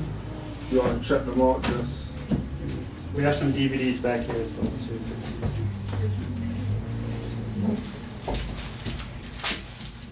From the last guy that Google them, and stuff will come up. we spoke about it before, but he's one of those Moors that, based on the type of activity that he's doing where he's at, he's had, you know, like FBI knock his door, different consulate and embassy people knock his door just to ask questions, find out, you know, how legit he is and all that type of stuff, right? Which leads me to Is that because of his past in the army and military? well, Does that have something to do with it? what happens is that, you know, like he's talking about, there's so many people that have taken like the sellout position when it comes to the Moors. And you know, No Jolly talks a lot about you know, governmental, international law of nations and things of that nature, constitutions, things like that, right? And when you start, when you look like us and you speak from that perspective, you're creating a problem. You're creating an issue, because there's other people who speak like that don't really have that authority to speak from that position of speaking about nations, governments, and things like that, right? So when, you know, it's like with Brother Fontes, you know, Brother Fontes, just from sending out writs and things like that, right? He'll have certain embassy people come knock his door, just to see, you know what I mean? Just to see who the individual is that's sending them stuff, that's telling them about, you know, officers that's violating their whatever oath of office, or governmental people violating whatever. So he might send a writ to 50 people, and a certain embassy might pick up the phone and call, just say, "Oh, you got your stuff. We're just letting you know that, yeah, you know, we're in full support of what you stand for." Because, you know, it's not something in the dark, right? Like how people look at it, like when you say Moors to people, and then they're like, "Oh no, nothing to do with that, because, you know, you guys wear fezzes," or "I'm not Muslim, why should I be down with that," or whatever, right? It's not that small. That's people's ignorance of what this is. But there's other people when you talk to, and you mention Moors to them, you know, they're like, "Oh yeah, come on over," you know, and they're going in their little secret wall, you know what I mean? And then they got all these books and stuff about the Moors that they weren't telling nobody about. You know, like the brother a couple weeks ago that went to the estate sale, and then they had the fez there, you know, selling. They had some fez from some organization, you know, some fraternal whatever. They just had a fez there. You know what I mean? And he's asking them about the fez, and they're like, you know, questioning him like, "What you know? You're a nigger. Like, what are you talking about? You want to get this fez right here?" You know, because that's really how much people know about it. But because we were in this Negro, black, colored, Caribbean, white, whatever status, right? People have to turn their blind eye to that, right? Because it's an international war crime for somebody who knows about nationality to tell somebody about it if they're not part of whatever nation they belong to. If let's say the Chinese guy who had the store downtown, when he chased the guy down, right, because he stole something from the store or whatever, he chased the guy down, and then you know, everybody's making it, "Oh well, he abused the guy, you know, why is it whatever," and then they end up giving the Chinese guy a proclamation or whatever, say, you know, whatever, "Thanks for standing up for, you know, shopkeepers," and all this type of stuff, right? That individual, that Chinese man, right, he was standing on national principles, right? When we look at, you know, you go back, check the record, even when there was all those shootings up at Yorkdale, they never once said the yellow people did it. They never once said, you know, they never once called them by some other name that they're not. They knew, okay, the guy's name was whatever, okay, he's triad from whatever, you know, organized crime people that we've been investigating. It wasn't, you know, the black whatever, you know, the gang from, or you know, the Jane and Finch gang, you know what I mean, the Malvern gang, you know, whatever, calling it intersection people, and stupid stuff like that, you know what I mean? They dealt with them on national principles. Yeah, well, there were Taiwanese guys, they were fighting Taiwanese guys, shooting each other in the parking lot, you know what I mean? But when it comes to our people, it's never spoken about from a nation perspective. It's always talked about from a color perspective, or a group perspective, or organization perspective, or, you know, some name that colonizer called these people, so we're gonna call them that, right? So when you have people in that state of not having a nation around people who have nationalities and come from nations, there's a line between those people where they can't interact with, you know, the people who have the nationality can't interact with the people who don't have a nationality. The only way they can interact with them is if they're selling them liquor and have a church or something like that, or business, you know what I mean? You want some juice? Sure, I'll sell you juice every day, all day. Your supermarket or whatever, fruits or whatever, yeah, come on in, you know what I mean? Spend whatever you got. But when it comes to conversation doesn't happen. Like, we can sit back and look at it. You could step back and look at it when you're out there, and you'll see brother go in the store and it's just bam, money, what, and he's out. Somebody else go in the store, yeah, hi, how you doing? Have a nice day, blah blah blah. And then we'll look at that as, oh, well, they're racist against us, when it's not racist. Those people understand, just because they're foreigners here, they understand that the relationship that they're supposed to have with the so-called Negro, black, colored people over here has to be one of ABC, and that's it. When you start going to D, E, F, G, H and all that, going down to Z with these people, you're in violation. And we could call you out on it, but then that gives up, it kind of gives up something. If they go that route. If they say, for example, let's say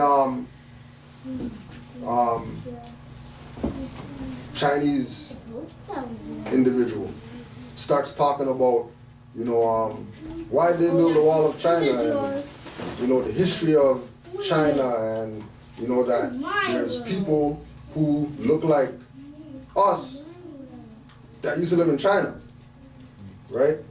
Our people, because, you know, we have mouth beak problems, you know, we talk about stuff, we can't keep stuff pristine. We have to talk about everything that we hear, we gotta talk about, try to be convinced somebody, try convince somebody, you know. He's gonna go to some Chinese guy in his work or whatever, tell him, yeah, you know, I was at this store or whatever. That person now that he just told, they don't have obligation to go tell whoever that, yo, this black guy right here is telling me about some history and that he's not supposed to know about. Right? Because remember, our position is supposed to be subjugated. We're supposed to be under mental slavery. We're not supposed to have a culture. We're not supposed to know how to read. We're not supposed to know that, you know, it's like with Muhammad Ali, right? Well, what was he revealing to everybody with the Vietnam War? That those are my brothers over there. I ain't gonna go over there and kill them when you guys are here killing me every day, and you guys don't want me to defend myself against you guys, but you're gonna strap me up. You know, I'm a slave, I'm not supposed to have no guns or nothing, but you're gonna give me a gun, send me over there, go kill some people. And I was talking with a brother in Texas. He had some family that was in Vietnam.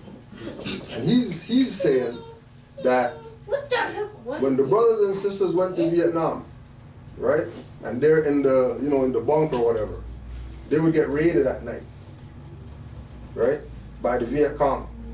And the Viet Cong was coming onto the United States Army bases killing Europeans while they're sleeping. Telling Moors, shh, don't say nothing. This is this, right? Like this is what's going on out there. And then half of that, majority of that happened because the Viet Cong looked like the brothers. Which is never gonna make the news over here. Right? But half those people that they went to go fight in Vietnam weren't how they're showing us Asians look. How Vietnamese people look. They are dark-skinned people like us.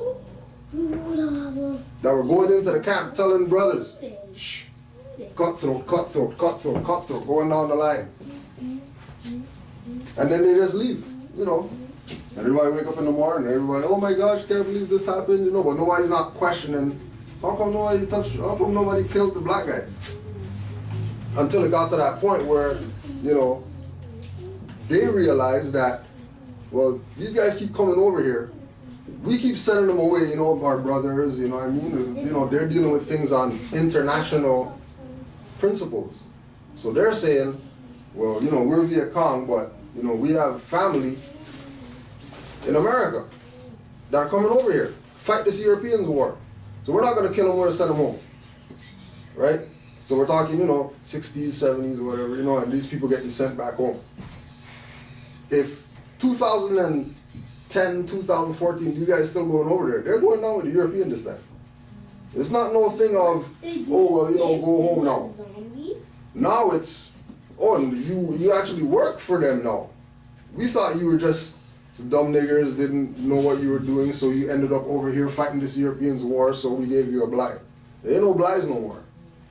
If they're going over there, guaranteed they're getting it, just like Europeans getting it.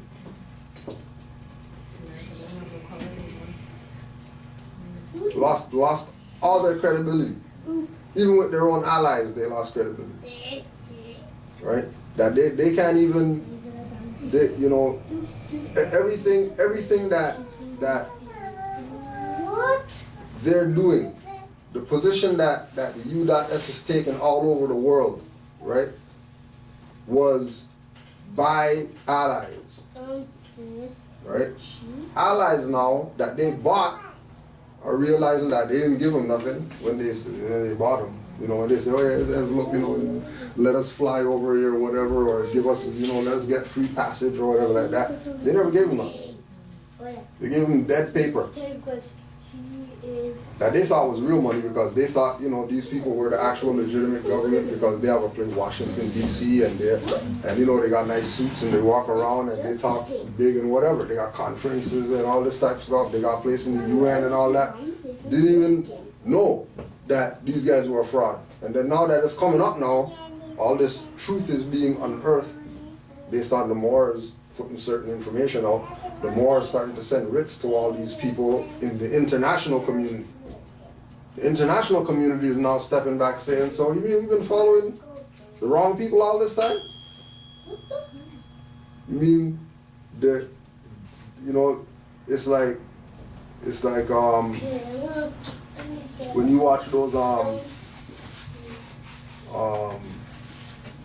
like James Bond or whatever, right?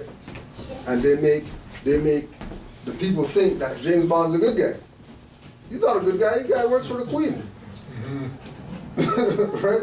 And everybody's like, oh yeah, that's the hero, you know, 007, he's the guy. When, you know, it's actually the enemy are actually the good guys who are trying to topple the foreign governments, trying to take over through espionage and whatever type stuff. Even in those superhero movies, people are always looking at the hero, just like you said. But when you listen to the villain, like Bane and that, right. And you hear what they're saying, it's like, wait a second, Hold on why a am I second. cheering Why am I cheering for the good guy when this guy is talking about what I want, you know, justice and whatnot. So you're right. You're right. Right, and then they dress them in black and all that stuff and make them, right? You know, and it's the exact same paradigm that we're dealing with ourselves and what we're going through right now today. Because majority of our people, not even just our people, just people out there in general, majority of people out there in general, they're not down with being niggers. they'll kill their family before they be somebody's nigger. Whereas, you know, we'll sign up, we'll go consent to go be slave for somebody. Right? And then when we don't get what we want, then we, you know, oh, the slave master, why is he doing this to us and whatever, complaining about things when there's nothing to complain about. You signed up for that. You willingly wanted to participate in slavery. Right? Under the guise of belonging to, you know, the nation of whatever, Canada.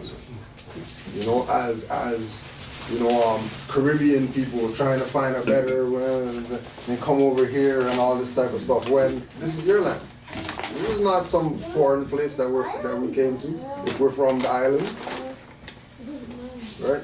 Like we say, the European's the one that's the foreigner. He's the one that needs visa and all that stuff. It's not supposed to be us that has visa. It's supposed to be them that have a visa. And the only reason that they have it is because we gave them permission. The only reason they have it is because the origin of passports comes from when we had Europeans in servitude. And we gave them passports so they could sail around the Mediterranean and all that. Right? But then that's where Brother Jabbar is saying that, well, you know, all that stuff is what caused all this upheaval and stuff to be going on right now. Which is why Noble Drew Ali came, and then which is why, you know, the principle of love, truth, peace, freedom, justice, and let's do things this way. Because doing things how the ancestors did it got us here. Which is nowhere better than we were when we were right then. Even though we had all the fleets of ships and we had all this stuff, it was still not as good as it was supposed to be. I sort of feel like there's a paradox here, because at the end of the day, they want us to bring back and honor our forefathers and our foremothers. Right. They were part of the problem. Right. In terms of the creation of this. I was listening to another lecture where it was saying that a big part of where this went wrong for us in our own community was us using our higher science of the mind on each other. Right. And sort of breaking down probably, and that's where we now have problems as we pass each other in the streets, because we've sort of evolved that connection that we've had. Yeah.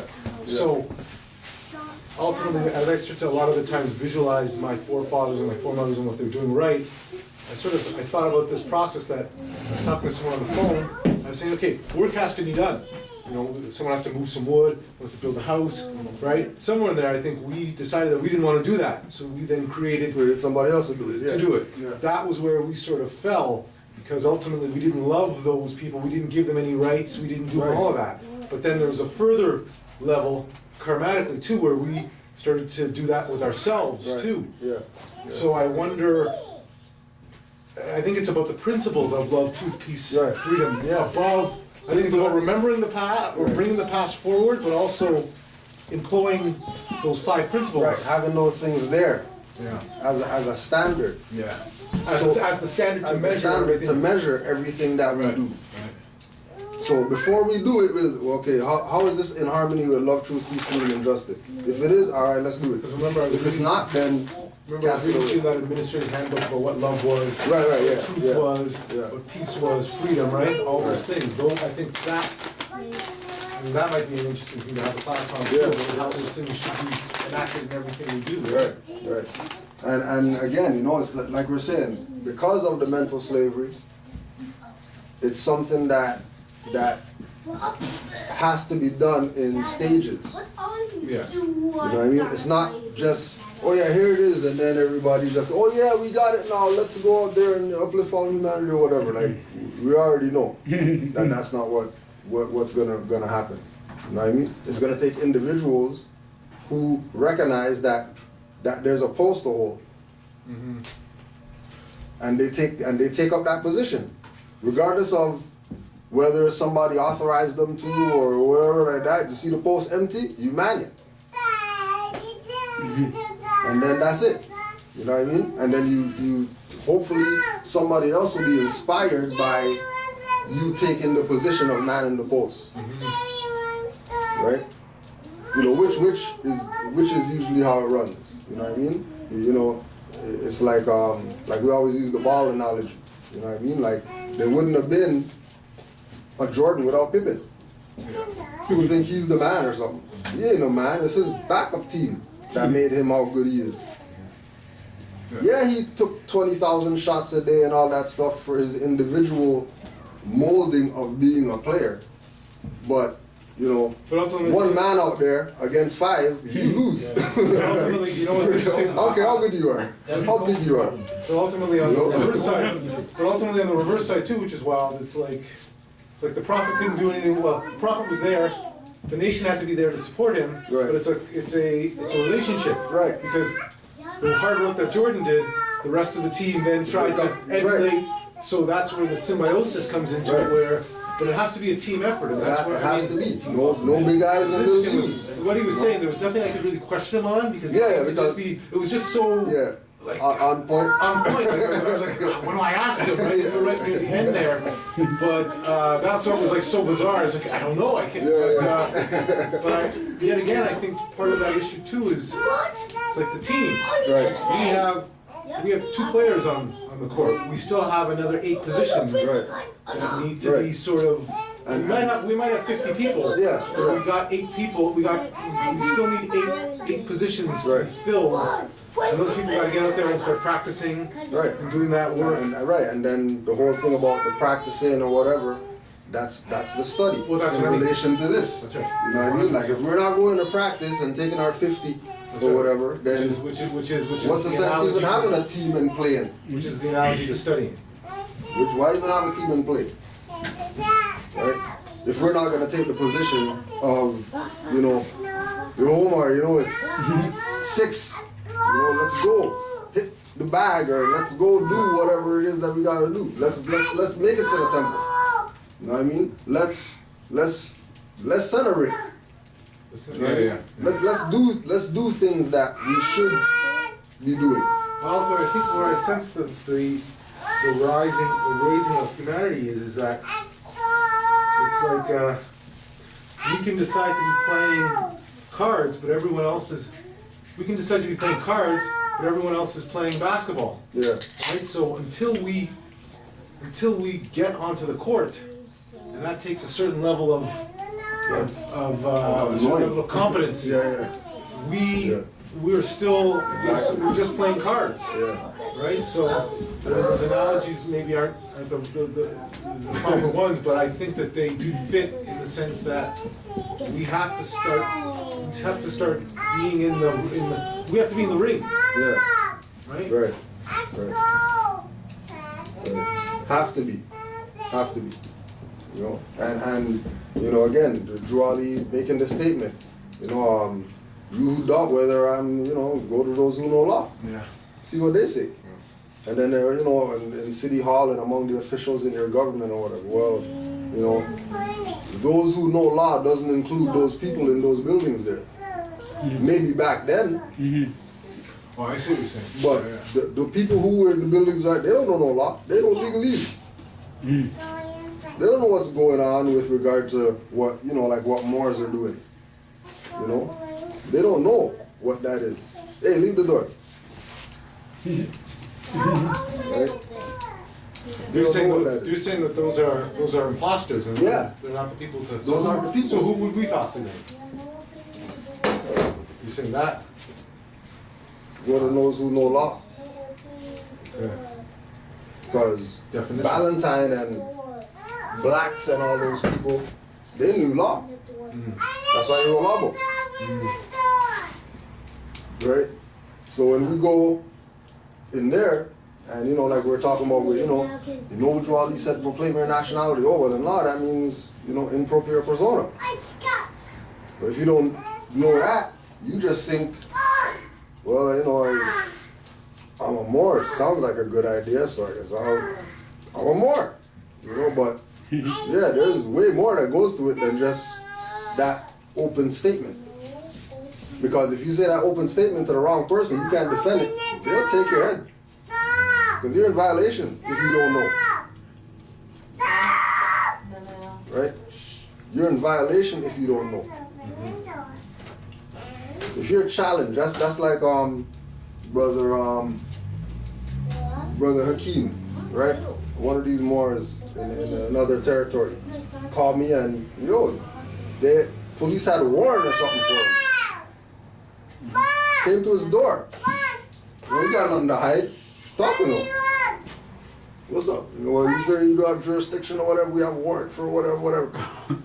Well, that ain't me, so what's up? Okay, let me ask you a question. What's a Mexum? This is a freaking officer or whatever.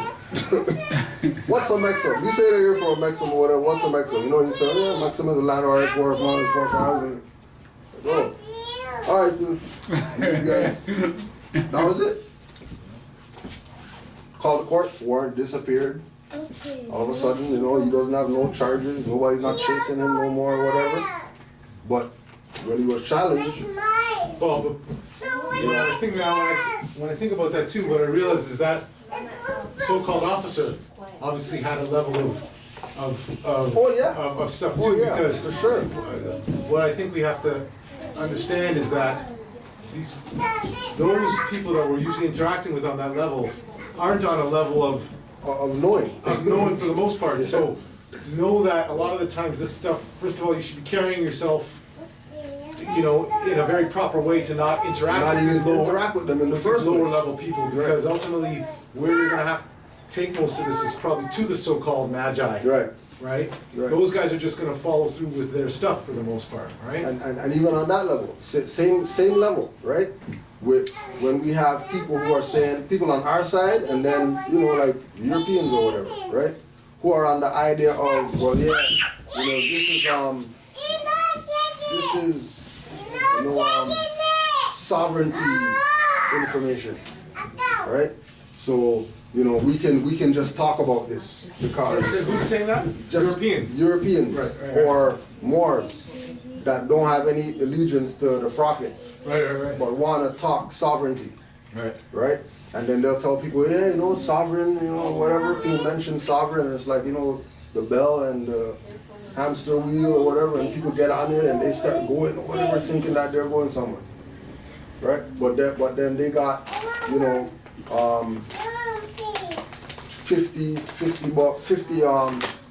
500 ahead for that class that they're teaching on sovereignty. 8,000 ahead for that class they're teaching on sovereignty, when they don't even have the jurisdictional power to even talk on these matters, right? Like, they're not supposed to be talking on these matters. They're taking what comes to my mind though was a fool and his money are soon parted, right? In the sense that, if they can run that gambit and people are willing to pay, and that's the case, then in some ways all power to them in some crazy, sort of crazy dysfunctional statement. But you're right, they don't have the authority to speak on that. Right. Again, Holy Quran, chapter, magistrate and subject, right? O thou, the favorite of heaven, whom the sons of men, thy equals, have agreed to raise to sovereign power, and set as a ruler over themselves, consider the ends and importance of their trusts more than the dignity and height of thy station, right? Telling the people, right? Letting the people know, right? In the literature, that the people who are up here don't think that your position is something. Position doesn't mean nothing without those people who lifted you to that position of sovereign power, for you to exercise whatever it is they have to exercise in order for the Moors to have whatever it is that they have: bus, school, hospital, manufacturing, businesses, company, jobs, whatever. Right? It's in the literature that these people are the ones who are the ones to raise the individual at the head as the head. It's not the head and then telling the people what to do or whatever. But see, what I've also realized too is that the system was set up to be pure system, right? But then through the de facto systems, even elections, voting, all of that stuff has become fraudulent. Right. So they're just they're running the same, it's like, they've got the so-called process to get there. That process isn't even happening anymore. Right. They just keep instituting putting in their same puppets, and we as the people are dead to this, and we keep allowing this to happen. Right. We should, all of us have gotten up and, the same way they all marched down there to get rid of this crook down there, when they found him the first time, smoking the tobacco. Yeah. I mean, that's what the people would be about. Right. Going down there and taking back their rightful position of power, which is Right. we decide Who should be in there or not. Rather than- and when they're in there, that they have an obligation to do it. If not, then they get do it, lynched. then get out. Simple. Right? But after you pacify people for generation Or distract them. you can do whatever you want. You know what I mean? Yeah, here, cause they're telling people. They tell people, come on, check this off, and then that guy is gonna be your representative. And then everybody checks off, guy wins, and then all he's doing is giving orders. Yeah, well, we plan on, building a street right here, and we're gonna shut this street down, and we're gonna build trains, and we're gonna do all this stuff. Who authorized that? Which of the people around They here really got drunk. authorized that? They really got drunk on they really got drunk on their position, eh? Can you be careful of that, Mark? Yep, I'll give it to you.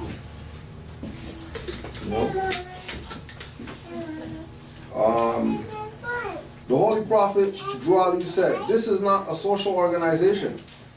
It is a divine and national movement. By you being born here doesn't make you a citizen. One must proclaim his nationality to be recognized as a citizen. Look what I have on now. This was handed to me by the government. It represents the royal prince." Right? So his position was up there. He wasn't just this some guy came and like how we look at all the other black guys. That's not the reflection, that Noble Juali has. This is not a social organization. So if it's not social, only other thing that it could be is either religious or civic. Right? And even us saying that it was, or even the literature saying that it was religious, right? The foundation of it is civic in nature. Because as soon as you mention nation, nationality, or whatever, that's civic. That's not religious, that's not social. As soon as you hear nationality, nation, automatically, religion shouldn't even be something that comes to people's mind. Actually, remember, I think we were having this conversation before, religion is also government. Right. Order. So ultimately, it is, once we take the right term religion into effect, not the religion that they have got us thinking it's about. What they've done is they have destroyed all of the denotative meanings of all of these words, right? All of them. It made them seem something other than they are. Then they are. So that when you finally get back to religion, you think you're talking about this thing. Right. Again.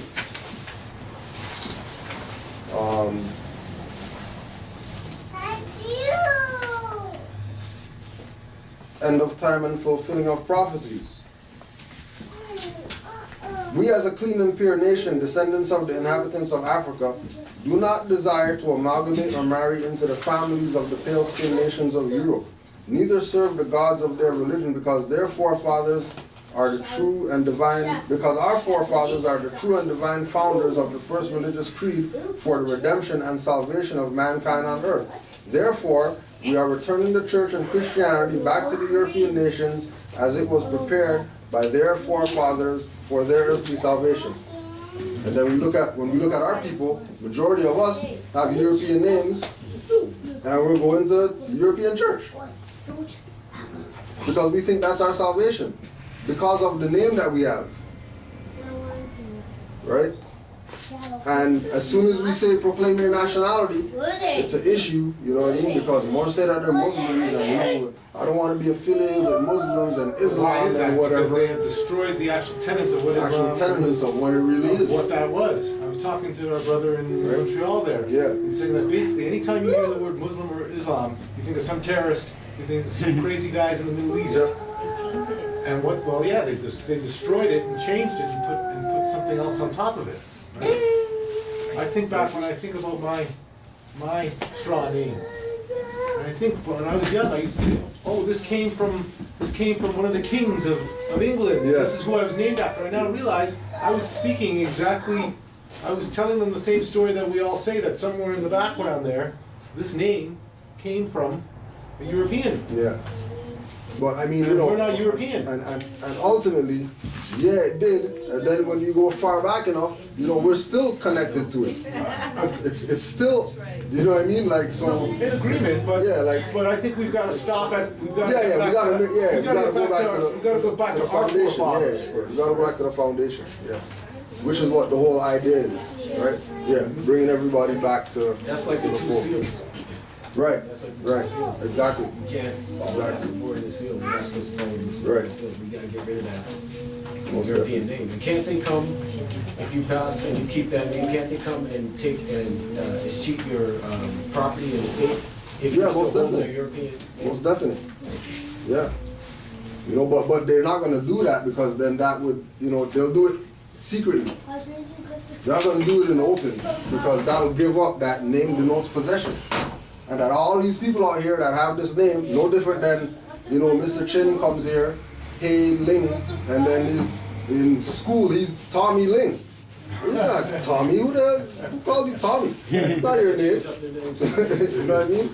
You know, like we talk about, like back in the day, you had, you know, Sri Lankans or whatever come here. And then they have 26 letter last name, and they cut it down 15 letters and say that's the name. Well, no, they cut it down because it was too long, couldn't fit on the stuff. What are you talking about? Like, that's your name.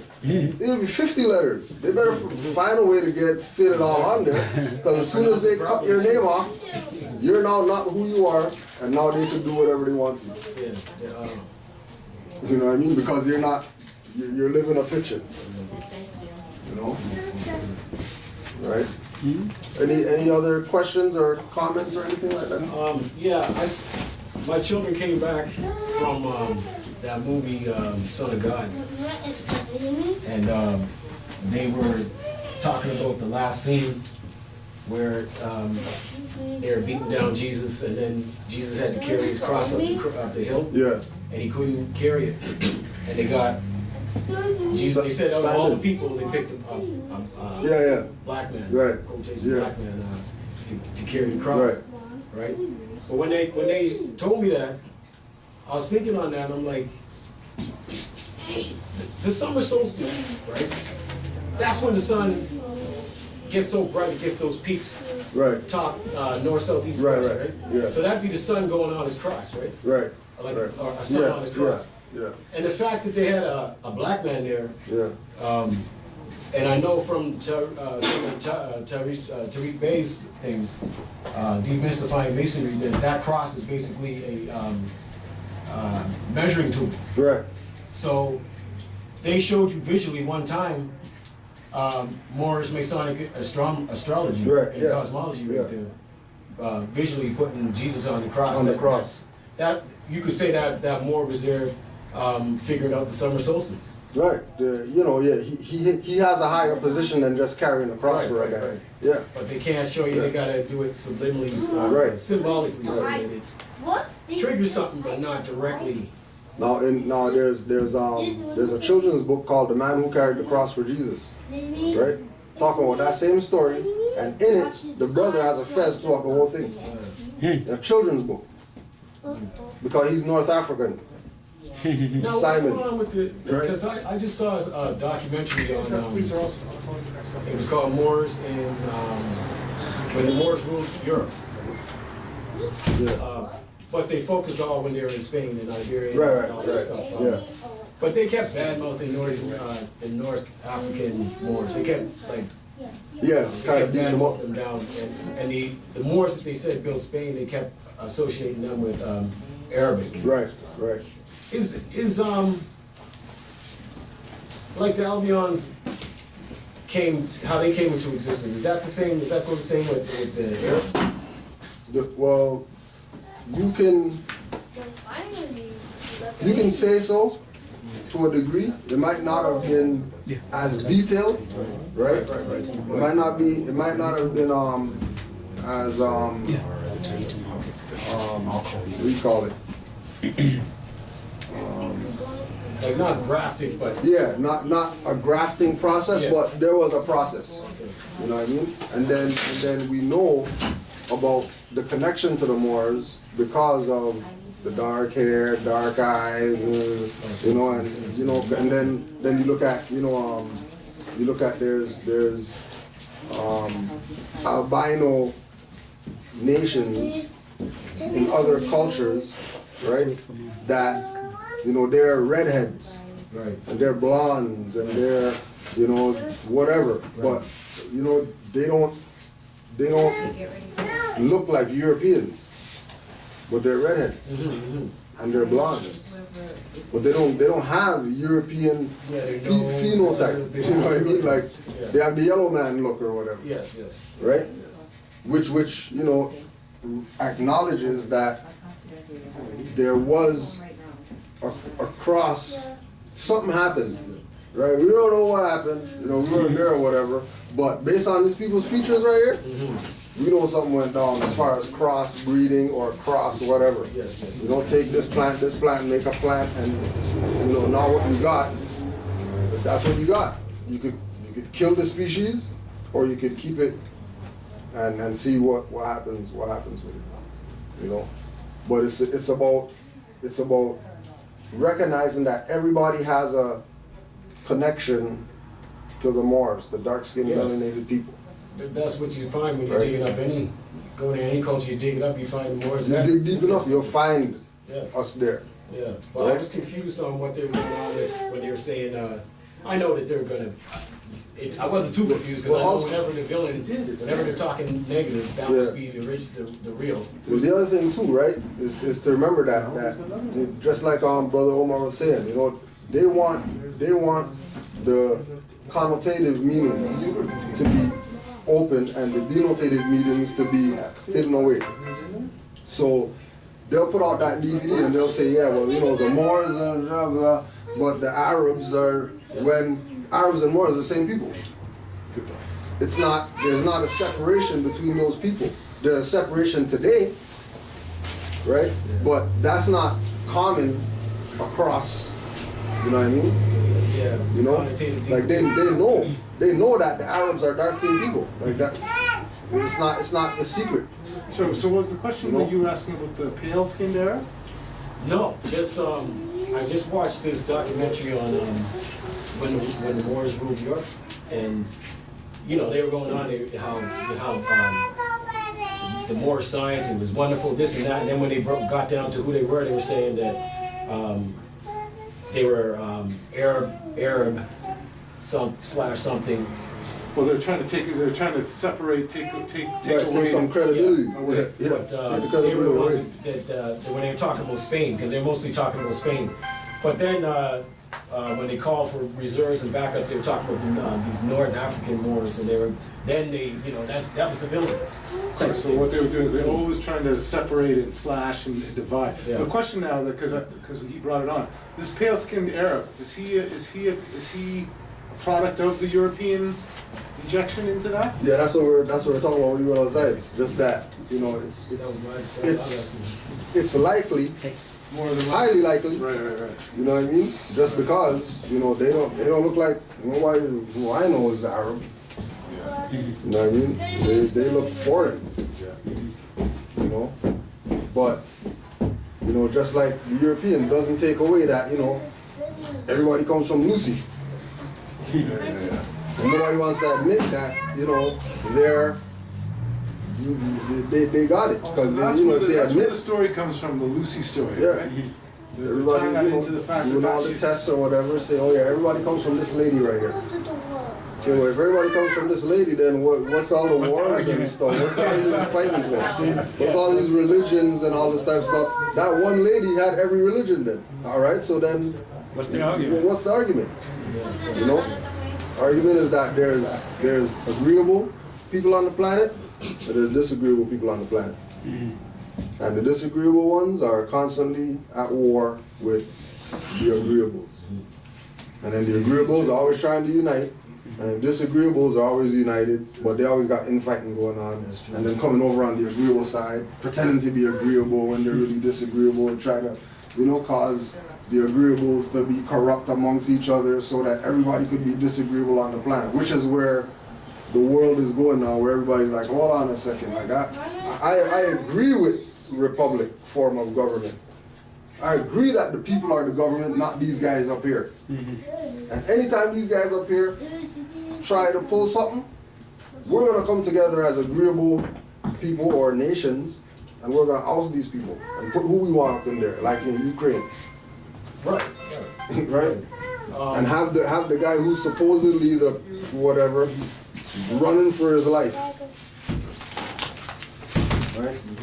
Your last question or comment? No, I was just going to ask you in general what's going on with these politicians that are being and judges that are being arrested and whatnot. Yeah, they've taken a position that was fraudulent for so long. So Right? Stealing people's property, whatever, using judges' orders to do stuff when they're not judges, right. when those aren't courts, when those aren't officers and those aren't police and all that type of stuff. And certain people are taking it on themselves to protect themselves from these criminals. So who's bringing them in? Who's bringing these? I mean, it could be just some individuals just like this come together. Well, you had a problem with one of those guys, or you had let's just do a class action, you know, and just file it, see what happens. What we got to lose? They already kicked our ass or whatever, so they already stole all our stuff. What we got to lose by putting their name on a paper that, you know, we'll sue them for, you know, damages and stolen property and impersonating whatever, and you know, and then we just file it and see what happens. Some of it's gonna stick. Some of it they'll sweep it under the rug because, you know, once that comes out. Automatic level too, some of these other guys who are bringing them in and doing the sort of the right work, they're trying to Clean up their clean up position. a bit, Yeah. right? Maybe sometimes too, like you Give it say, their karma. Right. ultimately too, a lot of times you'll see some of these guys always fall. There's always got to Right. be a few people to fall just to even keep you thinking that things are, you know, you'll always see one of these guys go down every once in a while. Yeah. That's just to sort of keep Yeah. you thinking that things are sort of above ground. Yeah. Right? That I realize is part of the trick too. Whenever you see some of these guys, every couple, the banker, some banker will go Some down. banker, yeah. Meanwhile, the other 10 of them, About the bankers, sorry to interrupt, I mean, in the past 2 months alone, like around the world, at least 50 bankers have like suicide. Like Oh, really? all of a sudden, like, oh, let me commit suicide.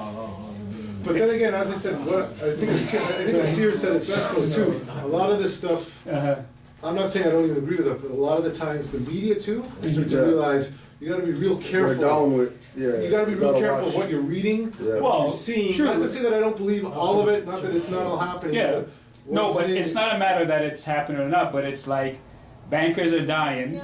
and it's the cause is suicide. Yeah. No, but what I'm saying, some of it could be murder that they're Well, saying no, is suicide, well, right? So, watch this. But As much as you Whitney watch this. Other of it could be some of these guys are changing their identities. running, Yeah, exactly. and they're just, you know, you see Yeah, these sort of yeah, shows yeah, where man's, they say man Tupac's dies. still alive. I'm just saying that I now start to really look at the sources behind, like this stuff with the mayor right now. I start to think that a lot of this stuff is just distraction. Of course. Everyone It is. No, everyone watches, everyone says that, but now, what is it that we're being distracted from? Yeah, That's exactly, my question. exactly. That is really what my Fares question. going up, Yeah. taxes are going up. No, but I think it's deeper than that. Well, I think true, some other true, stuff yeah. is going on, and they finally got a clown who's willing to go and do his thing and not care about it, because like I think you were saying, this is all a joke. Right. This is the one man you know who can smoke crack, do whatever, Yeah. kill people. Talk Jamaican. Talk Jamaican, be involved in killing someone, and still My they can't best get, friend's Jamaican. and still they can't get rid of him. Yeah. Right? He's the Yeah. one and only guy that I've ever seen. Yeah. He can't, until he's been found guilty, he can't lose his position. Like, where does that happen? Yeah, Any other part of the yeah, world? yeah. It only happens in a democracy. Because in a republic, trust me, all those people that went up there, grabbed this guy by his collar or whatever, Yep. and they would have dragged his ass out of office. He's gone. Just because, you know. But that's that. Once again, next week, plug again, next week, March 30th. 2 weeks. 2 weeks. March 30th, end of the month.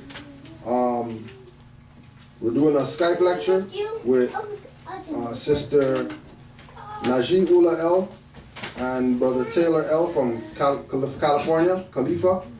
And that's going to be on their book called Moors in America, a compilation. That's now available on Amazon.com. So you go Amazon.com, Moors in America. And we're going to have the Skype lecture here. They're going to be doing a lecture presentation at their temple in Cali. And this is going to be, that should be quite interesting because it's a good read. I read the book, it's a good book. And April 26, 2014, the great debate with Kudjo Ado L and Dr. Ali Muhammad. And that's going to be at the Jamaican Canadian Association, 995 Hour Road, Weston and Finch. Oh yeah, and they're going to be streaming live, and ustream.com/the-great-debate-series. And big up to Green Studio in New York for the flyer. So that's that. Peace and love, Morris. Well, let me just go next week. You got something too? Yeah, just in regards to the new Moors. Brother Kudjo. Yeah. What time is the debate? The debate is 3 to 7. What time? What day is it? 20th, 26th, April 26th, Saturday. From what? 3 to 7? Yeah, 3 to 7. Is there tickets? 26, you said? 26? Yeah, oh yeah. The ticket number is 647-781-4027. And And it's it's 26, you said? Yeah, 26th of April.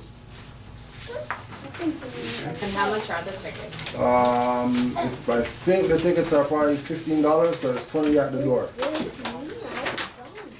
So Tell your friends. usually that's how it goes. You can just warm Yeah, up the just a crowd. little housekeeping. I've put together an envelope, and in this envelope, it has a couple of things. First thing it has is in regards to name correction and correcting your status. There's a couple of case laws that states why you should do it, and gives you the right to do it as well without applications to the courts, because we all have the right to our nationality, and we have the right to change it, and we have the right to correct it as well. Has some case laws in here in regards to that. Also in here, it has our divine constitution for Moorish America. So basically, these are the acts and the, if you want to call it statutes, that we're supposed to be following as Moorish Americans within the Moorish society itself. So take a look at that. Also, we have the application forms for the name correction. I've fixed a couple of things on it. So it's a little bit different than the older ones, but if you haven't seen it before, it's here. And this is just, as I said, this is the application for the temple itself. That goes hand in hand with the name application in the sense because ultimately, if and when it comes down to anything, you're going to be looking to come back to your regency, which is here, to have them get back up what you're saying. So these guys, we got to have your information here, right? Yeah, that's what you're going to want. So if you're in anything, you call them, you leave this number here, Amars, the Kudjos, And we come and get it. Then we come and we file, do whatever we need to do for Any you, as well as issues? it gives validity to Yes. the whole thing. Yeah, so any issues you might have out there and they say, well, is this person a member of the temple? They may We ask go some and check. information. We We go can and say yes, yes, Where does they he are. live? We know where he lives, or where does he domicile? Yeah, we have that. Also, in the envelope, there's an application for the nationality cards, which we send off for. It's the nationality card, road travel card, and the student ID cards as well that we send off for. These come from the RV Bay publications, so if you go on the website, you could see it, but we ask that you do it through the temple. That way, it speeds up the process, one, and two, it gives you more validity as well coming through the temple as opposed to doing it on your own. Because we've had people do it on their own, and you know, once people take the approach of not coming through the temple, going outside or going around the temple to try to get stuff, people who are doing activity out there, they're gonna link us to find out who this person is, because they should be coming through this avenue. Yeah. So you know, all these red flags start going up about you when you start going back door stuff or You know whatever. what, this has just come to me too. It's like, for example, under this sort of de facto stuff, it would be like you coming to us to get a license, your driver's license from us, rather than going to the Right, let's say right. to the Yeah. driver's license people as an Right. example. Exactly. Therefore, then if something goes down, these people say, we don't know who you are, right? But also, if you're doing that, then you probably haven't gone and taken the driver's test. Exactly. Then you don't have any of the information. Yeah. That, so when the SHIT goes down, you don't have any knowledge, because what will happen is they'll question you on something. If you don't know that, that card is not going to do you anything. And in fact, like Grand Cheek says, it's going to get you in more trouble, because it'll be taking you out of any jurisdiction, any jurisdictional sort of protection, right? Because you're now a guy who's basically probably what? You'd be like an enemy of the state. Yeah, pretty much, yeah. And you don't want to be an enemy of the state at all. That's not a position. Because basically with this, what we are establishing is governmental principles. And government. And well, This government is- as this well would too, because technically my be position, our in government. a sense, is I'm supposed to be giving the information out. And if you want information, you come through me to get the information. That's my job, per se, and that's what I'm putting this together for you to do. Also, in here is, we talked about it a couple of weeks ago, actually, in regards, do I have it here? In regards to tools you will need for studying. It gives you a breakdown of what you're gonna need when you go out there, when you're looking for books, dictionaries, almanacs, whatever. That's what it's gonna have. Now, the last thing is a dues card. The brother Jabbar Gainesell spoke about it in regards to us paying our dues. Now, the dues is financed for us to run what we have right here. In regards to the building, in regards to the books, the DVDs that we put out, in regards to the shows that we put on as well too, that's what the dues go for. If nothing else, if it's an emergency fund, if one of the Moors is in an issue where we have to go and take them out of Some terror, so what do we call it again? What do we do? concentration camp. No, when we have to take them out of the POW camp, we have to Yeah. pay, it's a ransom. bond, Yeah, ransom. Ransom, bond, yes, we have to pay a ransom. So we're not saying exactly how much to pay. Whatever you can. Whatever you could afford, 5, 10, 20, whatever. You can afford $100 a month, that's up to you. You just put down what you want, but we do ask if you could contribute. If you're not able to contribute to donations, you can contribute to time.